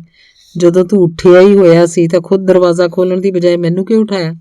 ਓਮ ਨੇ ਹੱਸਦਿਆਂ ਜਵਾਬ ਦਿੱਤਾ, ਇਹ ਸਾਰੇ ਕੰਮ ਬੀਵੀਆਂ ਦੇ ਹੁੰਦੇ ਆ। ਓਮ ਰਾਤ ਨੂੰ ਉੱਚੀ ਉੱਚੀ ਘੁਰਾੜੇ ਮਾਰਦਾ, ਜਿਸ ਕਰਕੇ ਮੈਂ ਬਹੁਤ ਪਰੇਸ਼ਾਨ ਹੁੰਦੀ ਹਾਂ। ਕਈ ਵਾਰ ਤਾਂ ਮੈਂ ਰਾਤ ਨੂੰ ਉਹਦੇ ਜ਼ੋਰਦਾਰ ਘੁਰਾੜਿਆਂ ਕਾਰਨ ਸੁੱਤੀ ਉੱਠ ਜਾਂਦੀ ਹਾਂ। ਹੁਣ ਤਾਂ ਮੈਨੂੰ ਉਹਨਾਂ ਦੀ ਆਦਤ ਪੈ ਚੁੱਕੀ ਹੈ। ਓਮ ਜਦੋਂ ਬਾਹਰ ਹੁੰਦਾ ਤਾਂ ਮੈਂ ਉਹਦੀ ਗੈਰ ਮੌਜੂਦਗੀ ਨੂੰ ਬਹੁਤ ਮਹਿਸੂਸ ਕਰਦੀ ਹਾਂ। ਇੱਕ ਵੇਲਾ ਅਜਿਹਾ ਵੀ ਸੀ ਕਿ ਮੈਂ ਉਹਨੂੰ ਸੁੱਤੇ ਪਏ ਨੂੰ ਉਠਾ ਕੇ ਘੁਰਾੜੇ ਬੰਦ ਕਰਨ ਲਈ ਕਹਿੰਦੀ ਸੀ। ਉਹ ਘੁਰਾੜੇ ਮਾਰਨ ਲਈ ਮਾਫੀ ਮੰਗਦਾ ਹੈ, ਫਿਰ ਸੌਂ ਜਾਂਦਾ ਹੈ, ਮੁੜ ਘੁਰਾੜੇ ਮਾਰਨ ਲੱਗ ਪੈਂਦਾ। ਕਈ ਵਾਰ ਤਾਂ ਆਪਣੇ ਘੁਰਾੜੇ ਸੁਣ ਕੇ ਆਪ ਹੀ ਉੱਠ ਜਾਂਦਾ ਤੇ ਸਾਨੂੰ ਪੁੱਛਦਾ ਕਿ ਮੈਂ ਘੁਰਾੜੇ ਮਾਰ ਰਿਹਾ ਸੀ। ਮੈਨੂੰ ਆਪਣੇ ਘੁਰਾੜਿਆਂ ਦੀ ਆਵਾਜ਼ ਸੁਣਾਈ ਦੇ ਰਹੀ ਸੀ। 1 ਮਈ 2008 ਨੂੰ ਸਾਡੇ ਵਿਆਹ ਦੀ 15ਵੀਂ ਵਰ੍ਹੇਗੰਢ ਸੀ। ਓਮ ਨੂੰ ਉੱਦਾਂ ਤਾਂ ਪਾਰਟੀਆਂ ਤੇ ਜਸ਼ਨਾਂ 'ਚ ਕਦੇ ਬਹੁਤਾ ਯਕੀਨ ਨਹੀਂ ਰਿਹਾ, ਪਰ ਇਸ ਵਾਰ ਉਹਨੇ ਕੋਈ 100 ਦੇ ਕਰੀਬ ਦੋਸਤਾਂ ਨੂੰ ਰਾਤ ਦੇ ਖਾਣੇ ਤੇ ਸੱਦਿਆ ਤੇ ਸੰਗੀਤ, ਸ਼ਰਾਬ ਤੇ ਵੱਖ-ਵੱਖ ਤਰ੍ਹਾਂ ਦੇ ਪਕਵਾਨਾਂ ਨਾਲ ਇਹ ਦਿਨ ਮਨਾਇਆ। ਓਮ ਨੇ ਪਾਰਟੀ 1 ਮਈ ਦੀ ਬਜਾਏ 30 ਅਪ੍ਰੈਲ ਨੂੰ ਕੀਤੀ, ਕਿਉਂਕਿ 1 ਮਈ ਨੂੰ ਬੰਬਈ ਵਿੱਚ ਡਰਾਈ ਡੇ ਹੁੰਦਾ ਹੈ। ਧੰਨਵਾਦ।